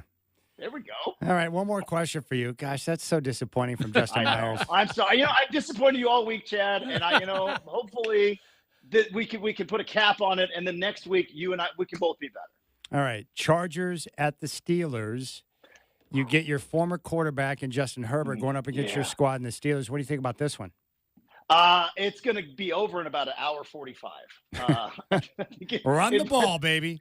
I think it might be the fastest game in NFL history. I mean, Mike Tomlin earlier this week said, you know what, you might not want to know how the hot dog is made because, the Steelers keep winning, and I don't think it's looked very, very pretty. But I like Pittsburgh at home. I do. I think Pittsburgh by a field goal, but it's going to be a grinder. I think Pittsburgh's got the best defense in the NFL, but I'm massively biased. So it's because they have elite players at every level in their defense. They're unbelievable. That's true. That's legitimately true. It's legitimately true. But I just like to throw out how biased I am because people like to call me a homer, and that's fine because I am. But I do think they have the best defense in the league. I love Herbert. I wish him well in every other game this year, but I stick with my boys, and I like the Steelers by 3. But man, if this game gets into the 40s, I'd be shocked. Oh, it's going to be a boring, just grind it out because Justin Fields is starting again for the Steelers, and he's doing just enough to win. Also, can we? I don't want to turn this into a Pittsburgh Steelers segment, but the idea that just because the Steelers are 2-0. Justin Fields hasn't thrown for over 200 yards in a game yet this year. I don't know if he's quite earned the job yet, considering that the injured original starter has a Super Bowl ring and a mountain of Pro Bowls to go along with it in Russell Wilson. But, this is just what happens. You win games, you get the sprinkles on your Sunday after the game. All right, you're the man. Justin Myers, Rip City Mornings. Join him tomorrow morning at 6 for Fancy Coffee Friday. We love you, buddy. We love you. Appreciate it. Always enjoy hopping on. And once again, Chad, sorry about ruining your days off. It's all good, man. You're my guy. Lifetime exemption. There's Justin Myers. You're the best, Justin. You guys are the best. No, you're the best. All right, what a day for Ohtani. 6 for 6 with 10 RBIs, 2 stolen bases. He becomes the first ever to reach the 50-50 club, and he is now qualified for the postseason for the first time in his career. That's a good day at the office for a guy. Yeah. Nice work, Ohtani. Yeah. Nice to escape the Angels, too. 10 RBIs. Yeah. What the? Jeez. Settle down, Ohtani. Now he, Betts, and Freeman can all go ice cold once the postseason hits like last year. Yeah, it could be. All right. There's Justin Myers. That was pretty disappointing. Just go basic. Eagles. Bulldogs. I'm not sure they'd be happy with that. Bulldogs. Can't use the name dogs for a female team. That wouldn't be appropriate. I mean, you got the Huskies, but that just doesn't sound right. I just have higher expectations for Myers to come up with something creative. I would have thought for sure that'd be right up his wheelhouse, and he comes out with that. I know. Very disappointing. I'd rather have the Rose City Royalty than the freaking Bulldogs or the Eagles. I don't know about that. Rose City Royalty. How could anybody have ever come up? That would be enough to sink that ship right off the bat. Leave it to a rich guy to come up with an idea like that. Yeah. Hey, moron, do you listen to anyone? That name sucks. Yeah. It sucks. No wonder you lost all your money. And I would say that, too. Like, if I was in a board meeting with that fool, he's like, I've come up with the name Rose City Royalty. I'd be like, dude, that sucks. Say, I quit. I'm out. That's going to be the name. I'm done. I'm out. I'm not working for the Rose City Royalty buffoon. Gosh. All right, when we come back, we'll share some thoughts on the WNBA. Dwight and I have not had a chance to talk about that one yet. Alex Brink and Brian Bino, Fox Sports Radio tomorrow on the show.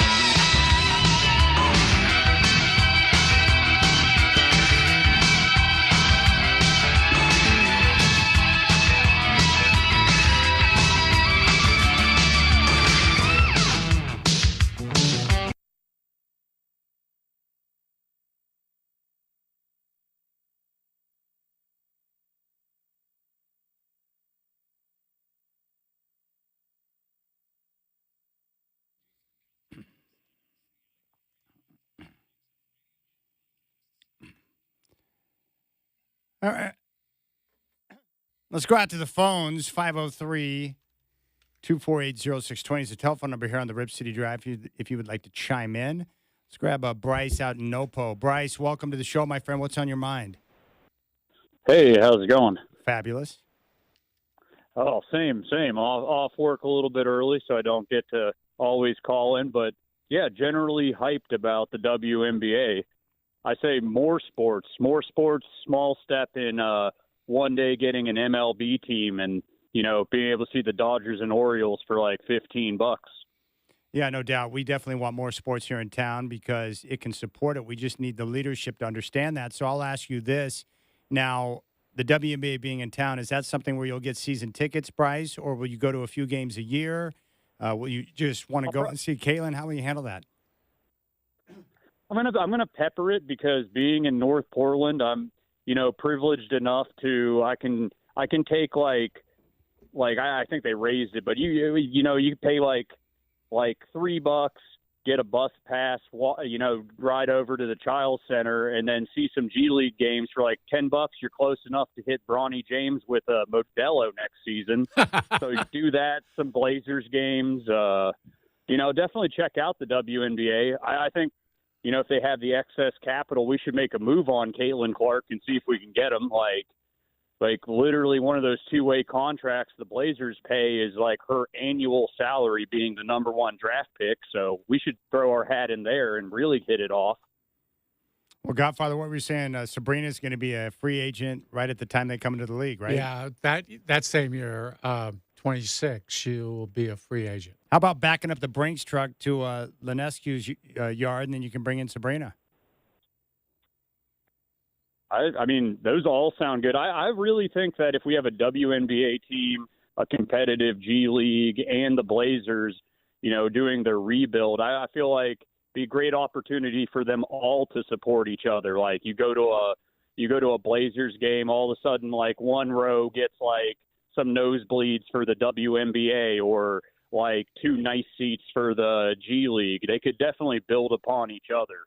And that would, more sports would ultimately build momentum to, hopefully one day figure out whether or not we want a golf course more than an MLB team. There's neither here nor there, but. Well, I appreciate the phone call, Bryce. It does help to have more pro teams in town, right? Hopefully to eventually usher in baseball, or does it not help at all? I don't know if it helps get baseball at all, Chad, but I think it helps the overall community. I'm all for adding major league sports to our docket. We've been deprived for years, very underserved in that marketplace, and I'm just happy for them that they're coming. My daughter, unfortunately, doesn't live here anymore. She's older now, but she played basketball as a grade school kid, and I'm sure it would have been great to take her to see the pros play. And I'm happy for all those people with little girls who are dying to go see Caitlin Clark play or Angel Reese play or whatever. And I think it's wonderful for the town. I would say I'm a lot like Justin Myers, though. He said it's not his cup of tea. I would agree with that. I don't watch it so much. I've watched more this year because of Clark. But I don't watch men's college basketball either. I'm spoiled. I covered the NBA so long, it's hard to satisfy my fandom unless it's that top level. Let's go back out to the phones. One of the most surprising results over the weekend in the NFL, the Raiders beating the Ravens in Baltimore. Oh, does that mean maybe Mike is on the line? I was in the stadium in Denver, and my phone started blowing up. It was Raider Mike calling me right in the middle of the Bronco game when I'm in stadium wanting to tell me all about the Raiders. We go out there right now. Raider Mike, you got to be feeling good after that huge victory over the Ravens, my friend. Oh, dude, I predicted it. I did. We boxed Lamar up like he was just gift wrapped. And all my friends, and I'm from Maryland. I went to college, high school there. They're all Ravens, all my friends and family. So it was like, I think the sweetest victory ever. Ever. And then the NFL turns around yesterday and says, power rankings out. NFL Network. Raiders 26th, Ravens 9. Are you kidding me? We just punched them in the mouth in their crib, and that's your response? So again, no respect for us. We're used to it. And then you're bringing the kittens in, the Charlotte Kittens, the Carolina Kittens. And that team, that guy needs to be snidered. You're already benching Bryce Young, and the word on the street is they're moving on from him already. They're going to trade him. I'm like, this team's going to have 3 top number 1 pick of the draft in a row. That's unprecedented. And I don't think it'll ever happen again. Well, congratulations on your win. It was a sweet victory for the Raiders over Baltimore. I can't even deny that.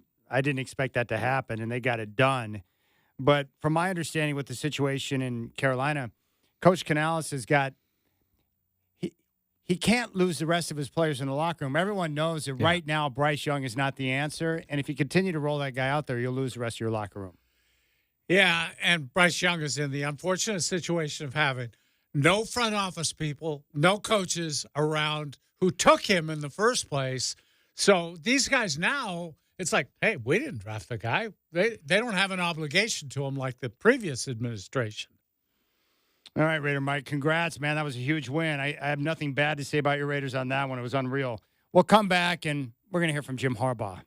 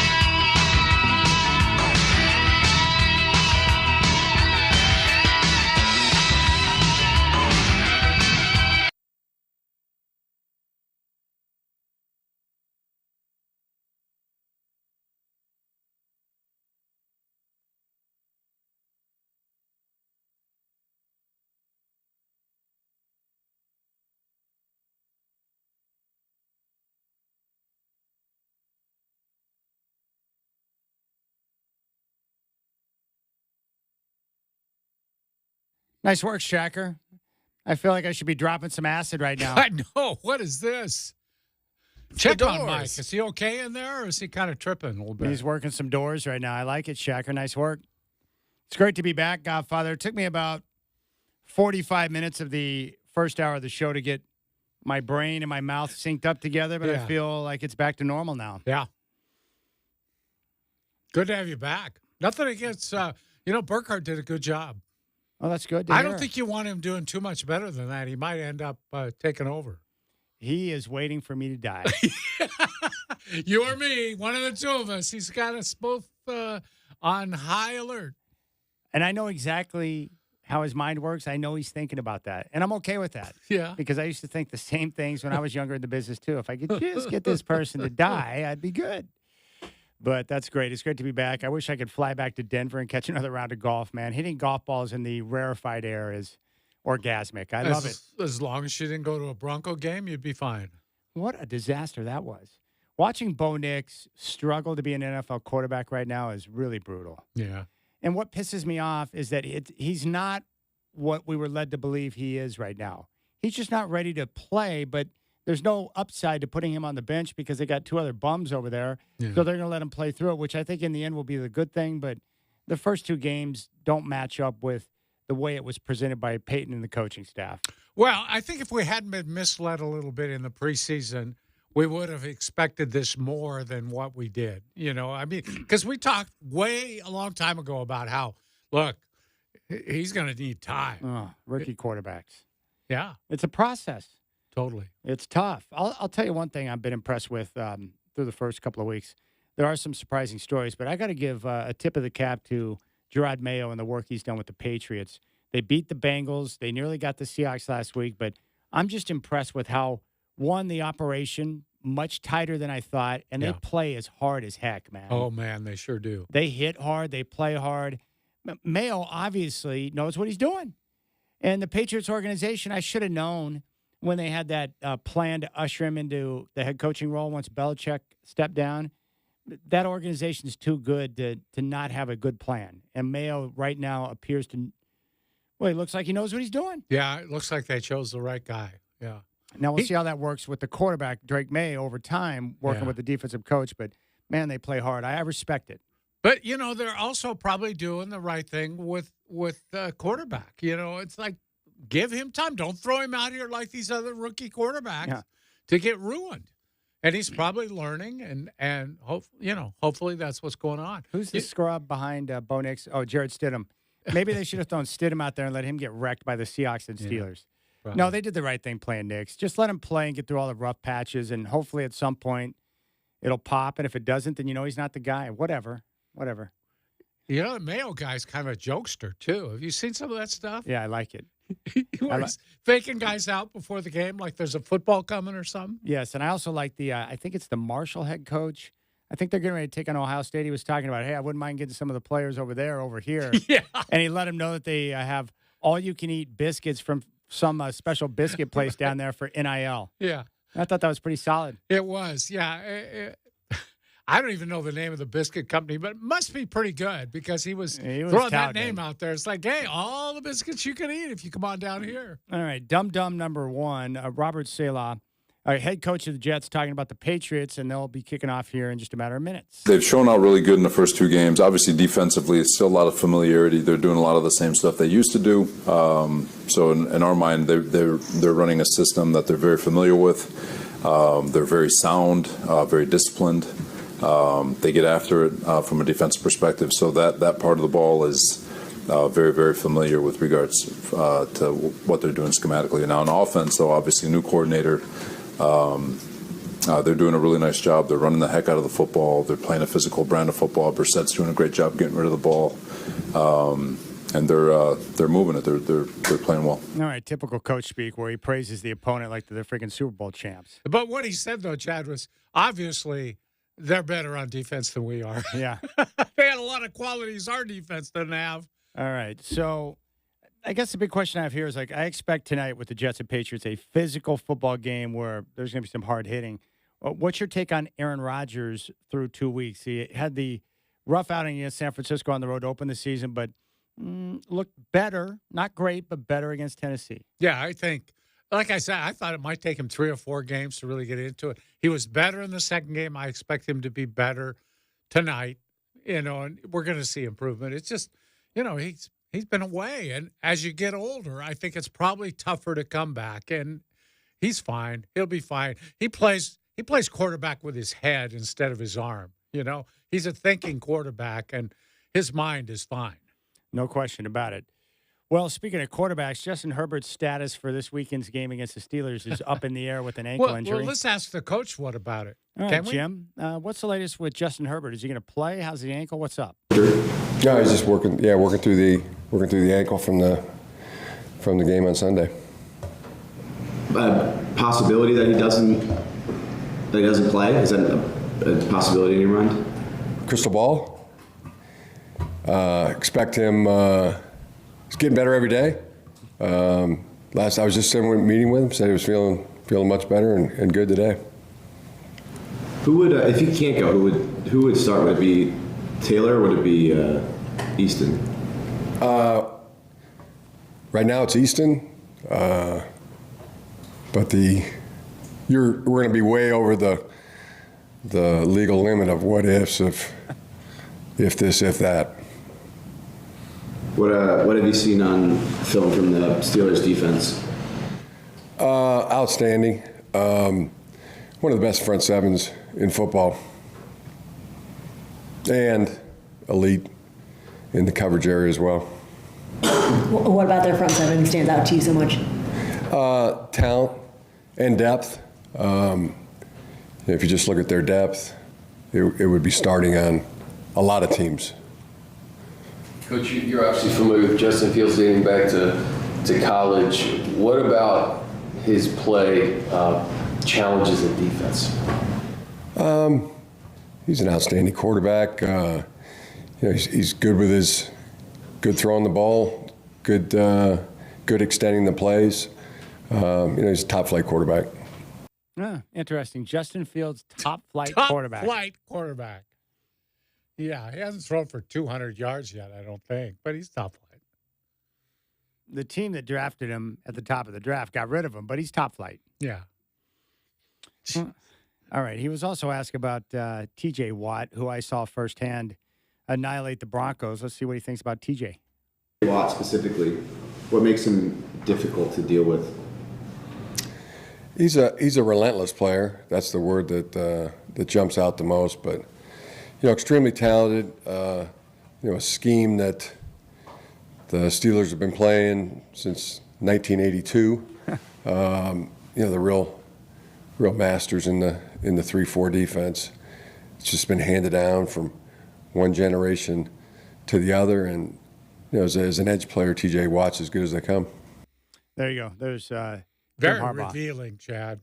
I hope you were taking notes during that. Lots of new information. He will never, ever tell you what the status of a player is before a game. He's not going to do it. He just won't do it. Coaches are weird like that. He's getting better every day. Whatever. That's going to be a tough game for them because if Herbert's not 100% against that defense and he does play, oh God, that's a problem. And if Herbert doesn't play and they put Easton out there, that's a bigger problem. That's going to be a tough game for the Chargers because the Steelers, and this is what I was talking about with the Steelers before the year began, they're so good on defense, and they have elite players at each level of their defense, and they run the football, and if they don't make mistakes and turn it over like we saw last week, they're going to be in every single football game they play because their defense is that good. And Mike Tomlin understands that even if you have a crappy quarterback, we're going to run the ball, and we're going to physically impose our will on other teams, and our defense is good enough to where we feel like we can shut you down. And that's what they're going to do. And T.J. Watt is one of the best players in all of football. It just goes to show you in the NFL, Godfather, even if you don't have a quarterback, if you can run the ball and you can play sound defense, you have a chance to win every game. Oh, yeah. It's amazing. I mean, the Steelers just physically beat up on Denver last week. Just beat up on them. And poor Bo Nix happened to play against that defense. He probably saw some stuff he had never seen before. Mm-hmm. And T.J. Watt had this one play where he came across, fell down on his back, and then reached up with his left arm and clubbed him, and he fell down. Yeah. And I think Nix lost his balance or anticipated getting whacked by Watt, so it was kind of like a self-sack. But as it was put, and I forgot who said this, maybe a left arm on his back from T.J. Watt feels like a golden retriever jumping on you. That's how strong that guy is. But I love the way the Chargers are playing, man. They're running the football. They already are. You can see the makings of Harbaugh's personality that's already been placed on this team. And if they play like that, they're going to win a lot of football games. Will they be able to run on Pittsburgh? Not to the tune of 176 yards. Yeah. Here's where the problem comes in. If Herbert's limited in plays and he's not a threat to really drop back and get the ball downfield, this is a bad game to put Herbert in if he's not 100% because he's going to get hit. Yeah. But if you put Easton in, they don't. Who? They don't care about the backup quarterback, so they'll just load the box and dare them to throw the football, which he won't be able to do, and they'll shut down the run game. Yeah. And it will become a low-scoring defensive fest, and it's just a game the Steelers have a great chance to win. And then after 3 weeks, they'll be 3-0, and then the Ravens and Bengals will be sitting there either at 1-2 or 0-3. And in the NFL, it's proven over the test of time. It doesn't matter with all the innovation and all the stuff going on. If you run the ball, stop the run, and play good defense, you can compete in this league. That's just the way it's always been like that, Godfather. Yeah, it has. Always. People forget it once in a while, but it has been. But the Chargers are exactly what I thought they would be. It doesn't take Harbaugh long to come in and just change things around and get his team to playing the way he wants them to play. And he may not have all the players he wants in there yet, but look at what they're doing right now. I mean, Dobbins is running the heck out of the football. They're not going to overuse Herbert unless they have to, depending on the way the game's playing out. And you got a coach who makes good decisions. It's genius. Well, and his first-round pick, Joe Alt, isn't that his name? Yeah. He's impressing everybody who's seen him. I mean, he's all of us already one of the best offensive linemen in the league. And he's getting good coaching. Yeah, and he's grading out high every week. Yeah, I just have so much respect for Harbaugh. He's real prickly when it comes to injury questions, but the guy's a genius. Yeah.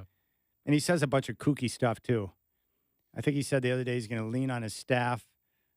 He's going to die leaning on his staff like Moses. He's got all kinds of funny sayings. He's got it all. And he's a one of a kind. But, man, the Chargers are playing tough football. That was impressive. They're just running the football. J.K. Dobbins looking good. That's a different brand of football now. The dumb Chargers are gone. Yeah, and he's kind of at the forefront of this modern trend toward running the football more. Which we're going to talk about next. 503-248-0620 is your telephone number. Oh, yes. Mitch in New Jersey's on hold. Really? We're going to take that phone call. He's got to be popping rod over USC right now, don't you think? Getting ready for Michigan. He's very excited. Yeah. So the Dodgers are on fire with Ohtani. You know he loves that. Yeah. USC is on fire. No wonder he's calling. He's got the Chargers and the Rams. Mitch in New Jersey's loving life right now. So we're going to talk with him next. And then we're going to talk about the NFL offenses. 66 passing touchdowns through 2 weeks. That's a 60% drop in 2 years. What's going on? We'll discuss. Because Jesus, he knows me, and he knows I'm right. All my life. And he knows I'm right. And he's been telling me everything's going all right.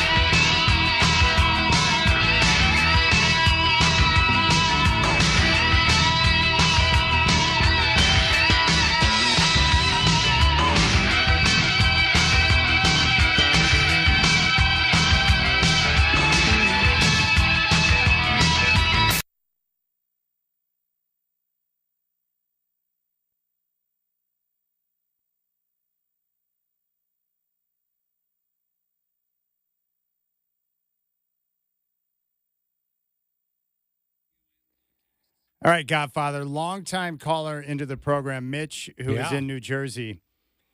When USC beat LSU in that opening weekend in college football, I had so many people blowing up my phone saying, oh, man, you're going to hear from Mitch after that game because he loves USC football.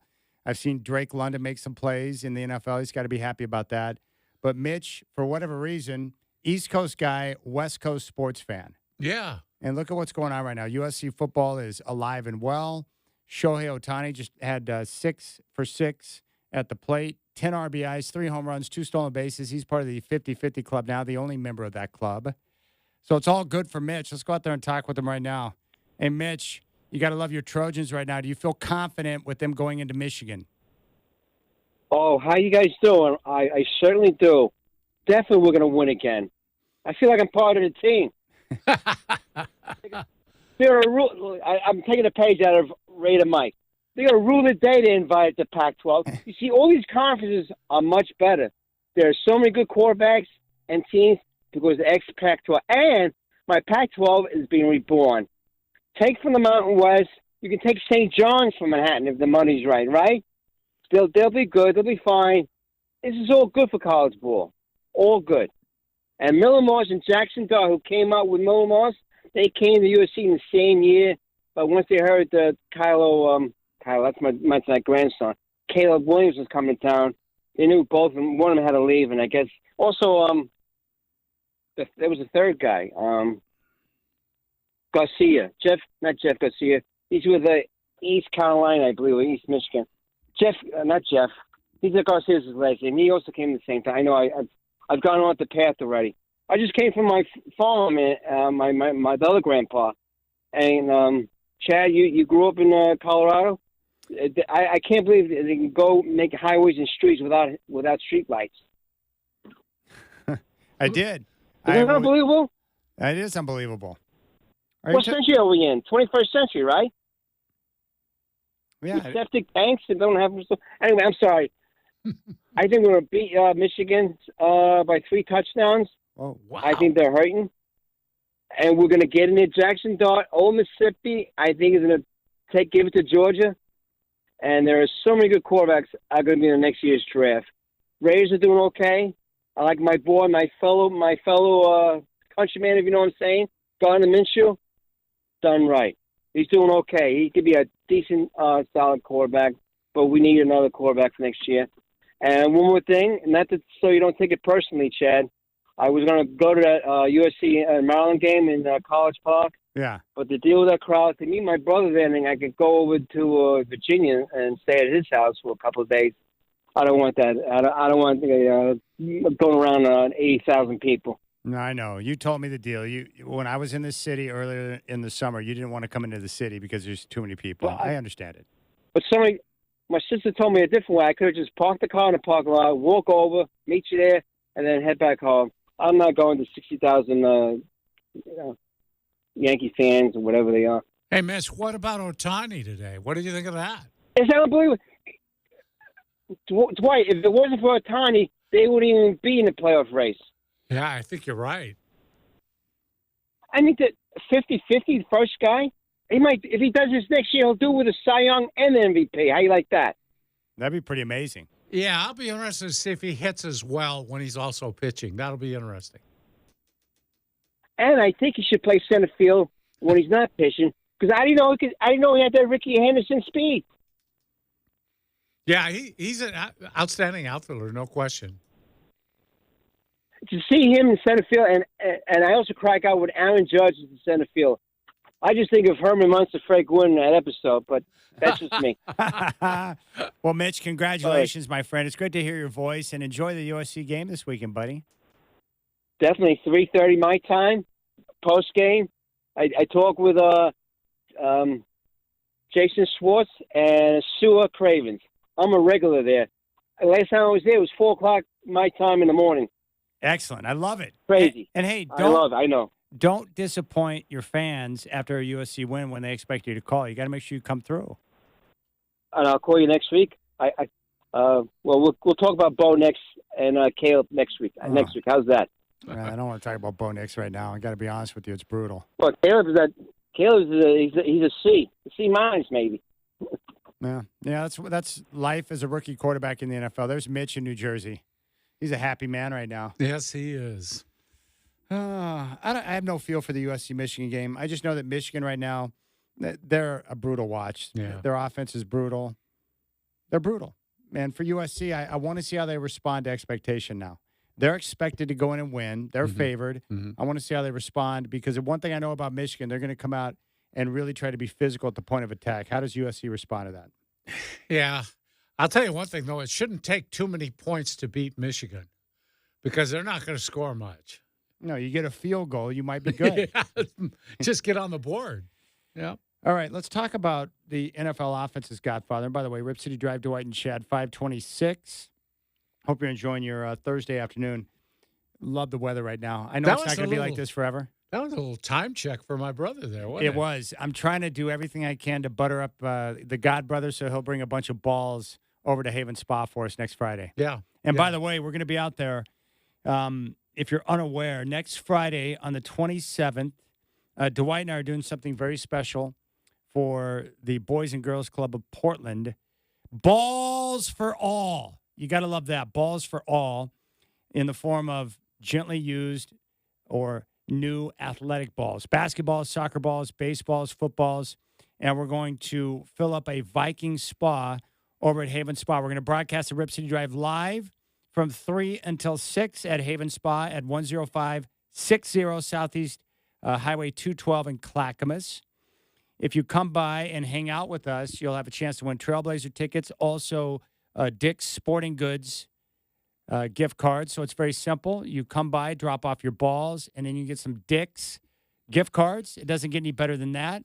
And we're going to be there at Haven Spa, 10560 Southeast Highway 212 in Clackamas for Balls for All to support the Boys and Girls Club of the Portland metro area. All right, so get it done.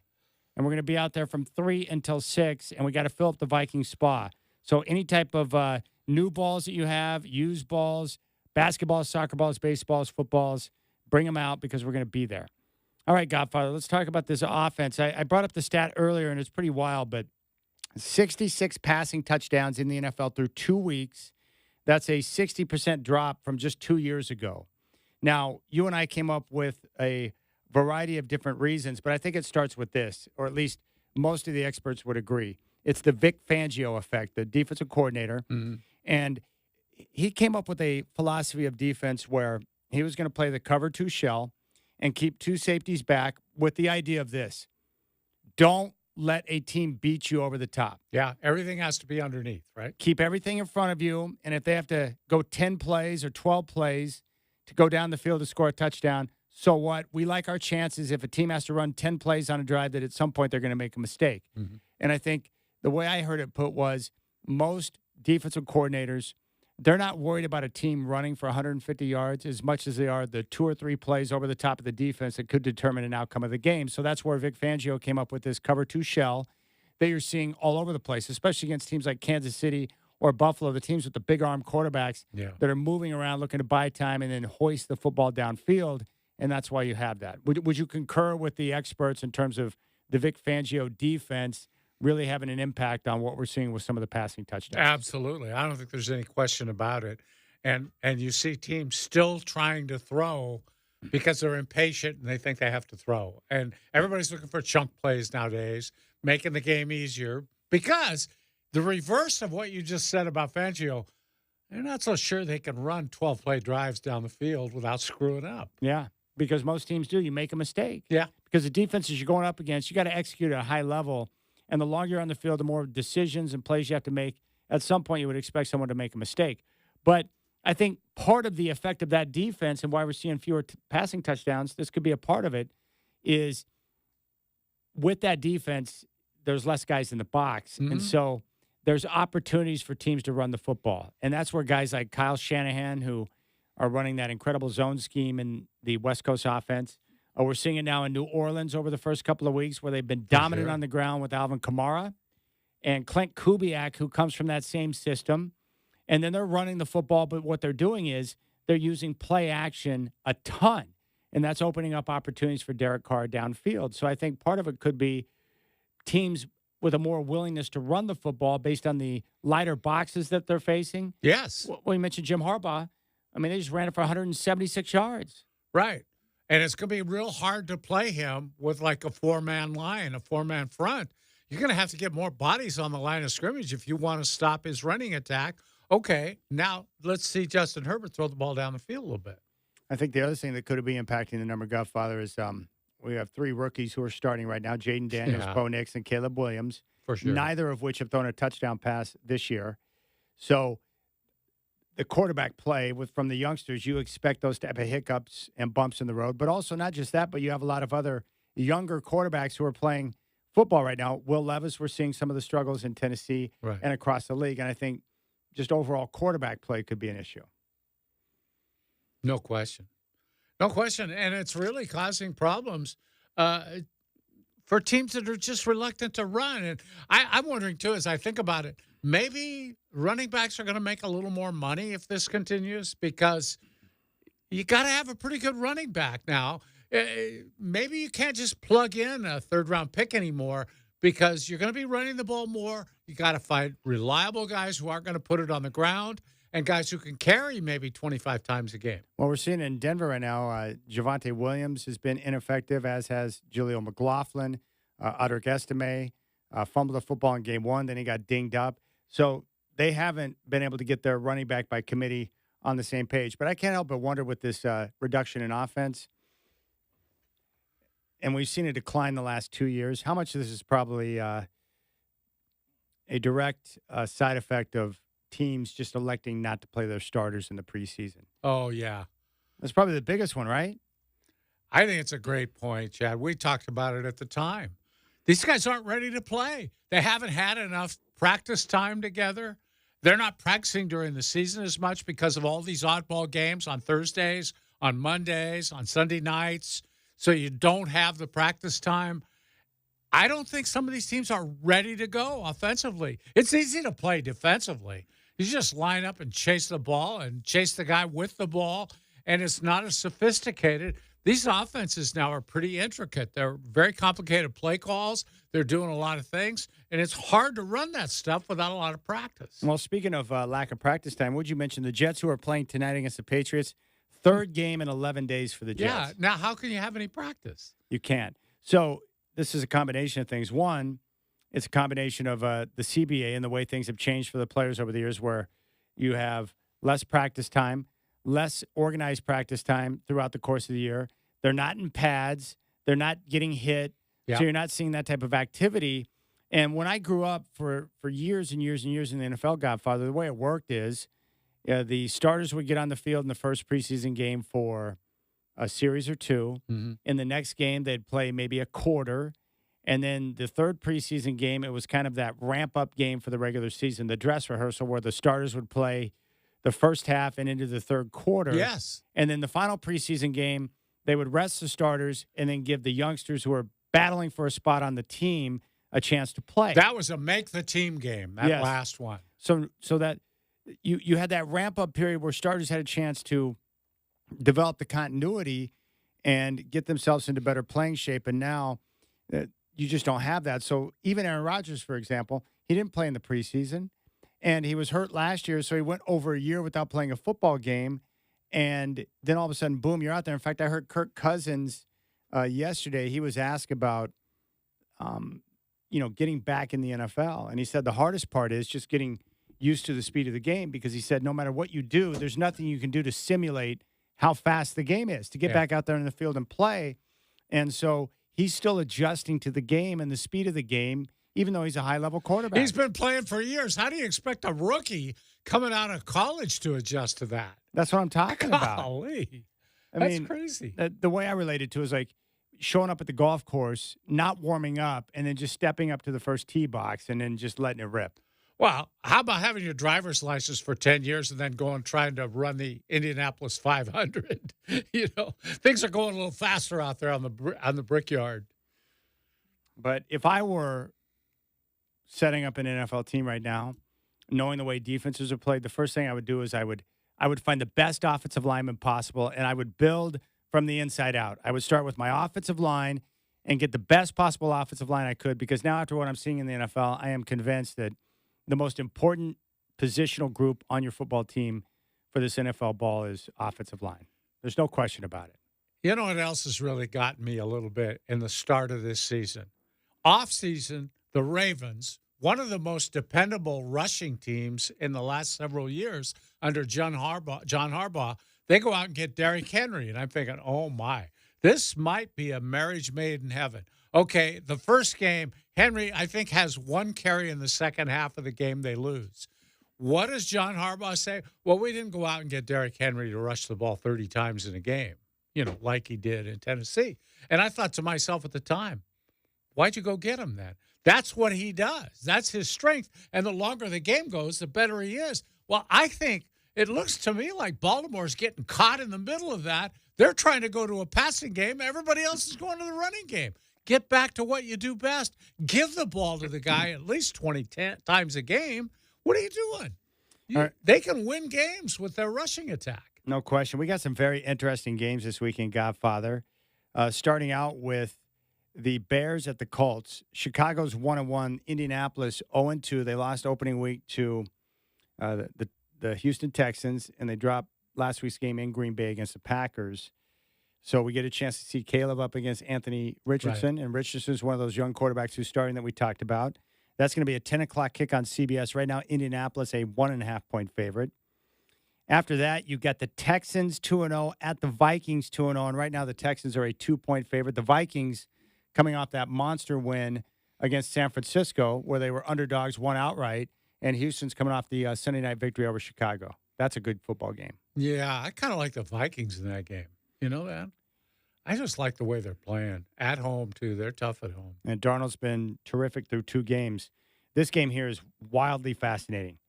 10 a.m. on Fox. Eagles at 1-1, coming off that embarrassing loss to the Falcons in New Orleans to take on the Saints, who are one of the highest-scoring teams through 2 games to start an NFL season in history.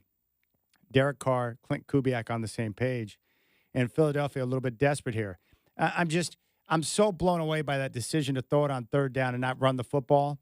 That team's way too talented to be sitting there at 1-1. That was a game that they just gave away. Yeah. That's a good football game. And I'm still trying to figure out what the Saints are. Are they legit? Are they fool's gold? I don't know yet.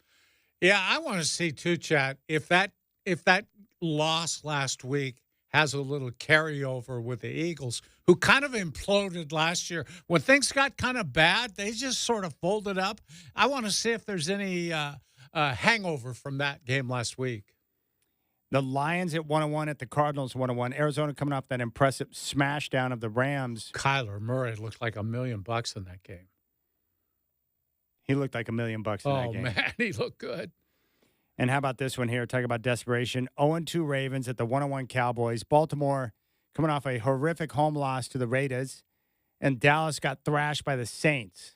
That's a good football game. Who do you like in that game?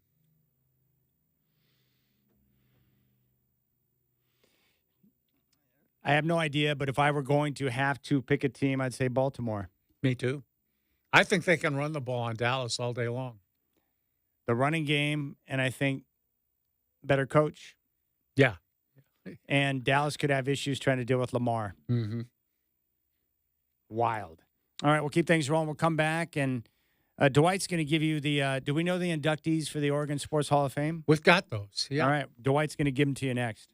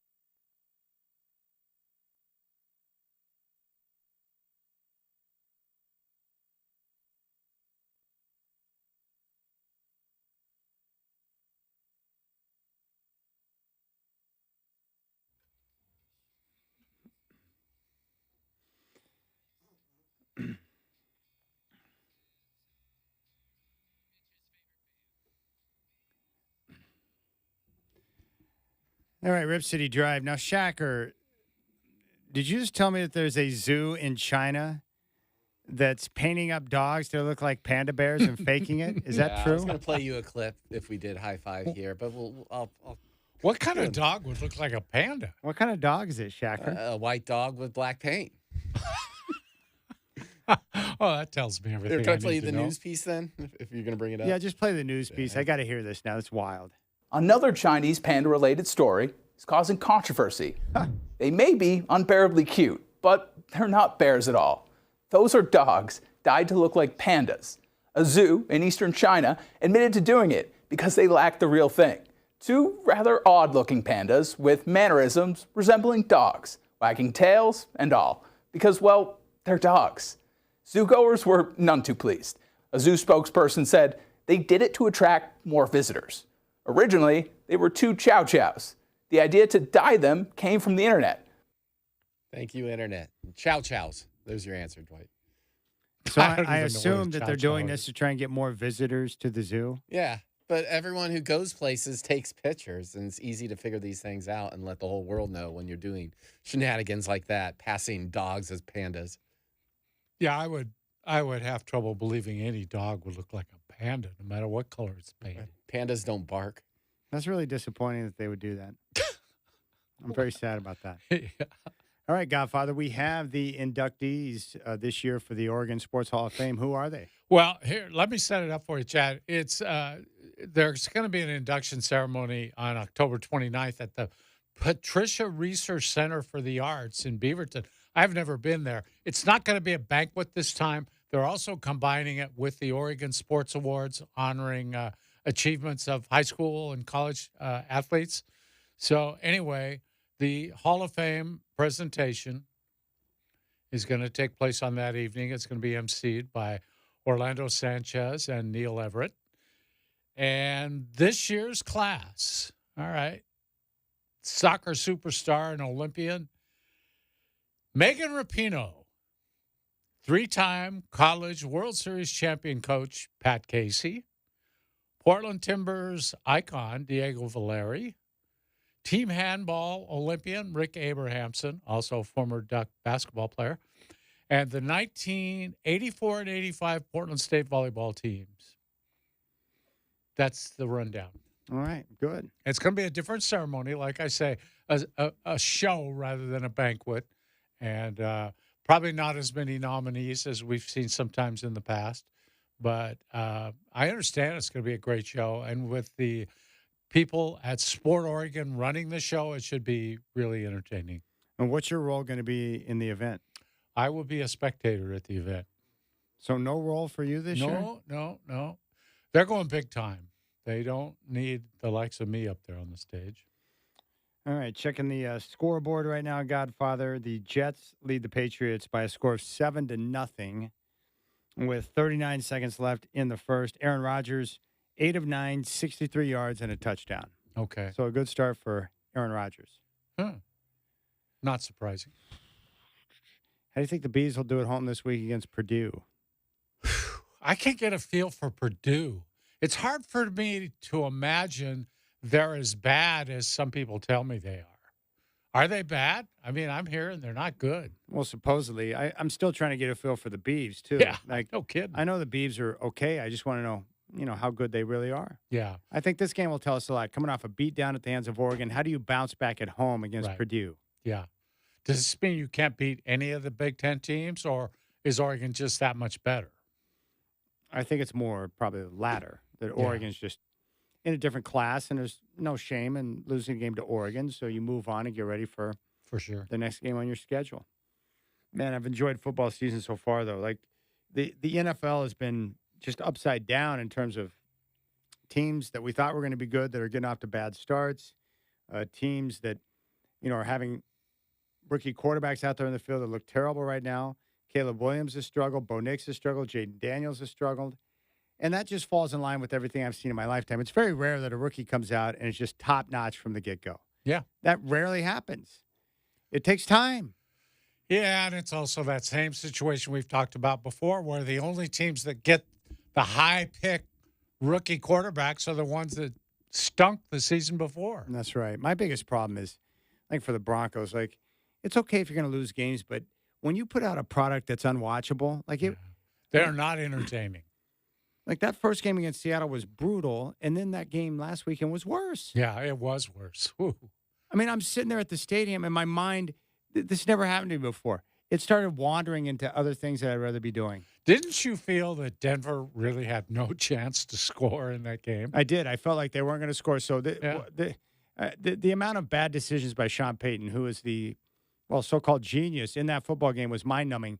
I knew the game was over. The Broncos had the ball right before the end of the half. You're getting down there with probably a few minutes on the clock. They had the ball, fourth down. They could have kicked a 52-yarder, which Will Lutz is more than capable of doing. And they elected to go for it on like a 4th and 6. The problem with that decision is they gave the ball back to Pittsburgh, near the 40-yard line. Yeah. And once they did that, I was like, well, they're going to go down and get more points. So what did they do? They promptly went down and got a field goal to make it 10-0 right as the half expired. And once that happened, I knew that Denver was done. 10-0, and based on what I'm seeing from the offense, I was like, well, they can't overcome that deficit. They had the one big play on the trick play where Bo Nix completed a pass downfield to Reynolds, and it set him up with that, goal-to-go situation. So I thought, if they score a touchdown here, then that game's going to be, at least interesting down the stretch. Would have made it a kind of a cool game. And then Bo Nix decided to throw the worst interception of the weekend, where he threw it late into the back of the end zone off his back foot. It got picked off. And, of course, he didn't see the play because he had his tight end wide open in front of him. And that turnover, that's when I knew it was done. And then Sean Payton, after the decision to go for it on 4th down, which was awful, he decides to kick a field goal in the fourth quarter down 13-0 to make it a 2-score game when it was already a 2-score game. Chad, that was egregious. Like you said, it was all about not wanting to be shut out, so it was a selfish maneuver. Yeah.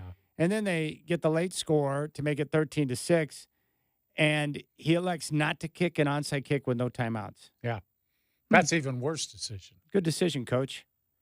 You just gave up any chance you had of winning the game. You're making like $18 million a year to do dumb things out there. All you need is a simple math to know you're going to get less than 20 seconds on the clock when you get the ball back, if you get it back. I mean, if you're going to lose games, at least entertain me, right? Just entertain me. Yeah. You can lose games and make bad decisions, but if it's entertaining, I can live with that. But don't put out a boring product like that. Ugh. All right, that's going to do it for us. Justin Myers, Rip City Mornings at 6.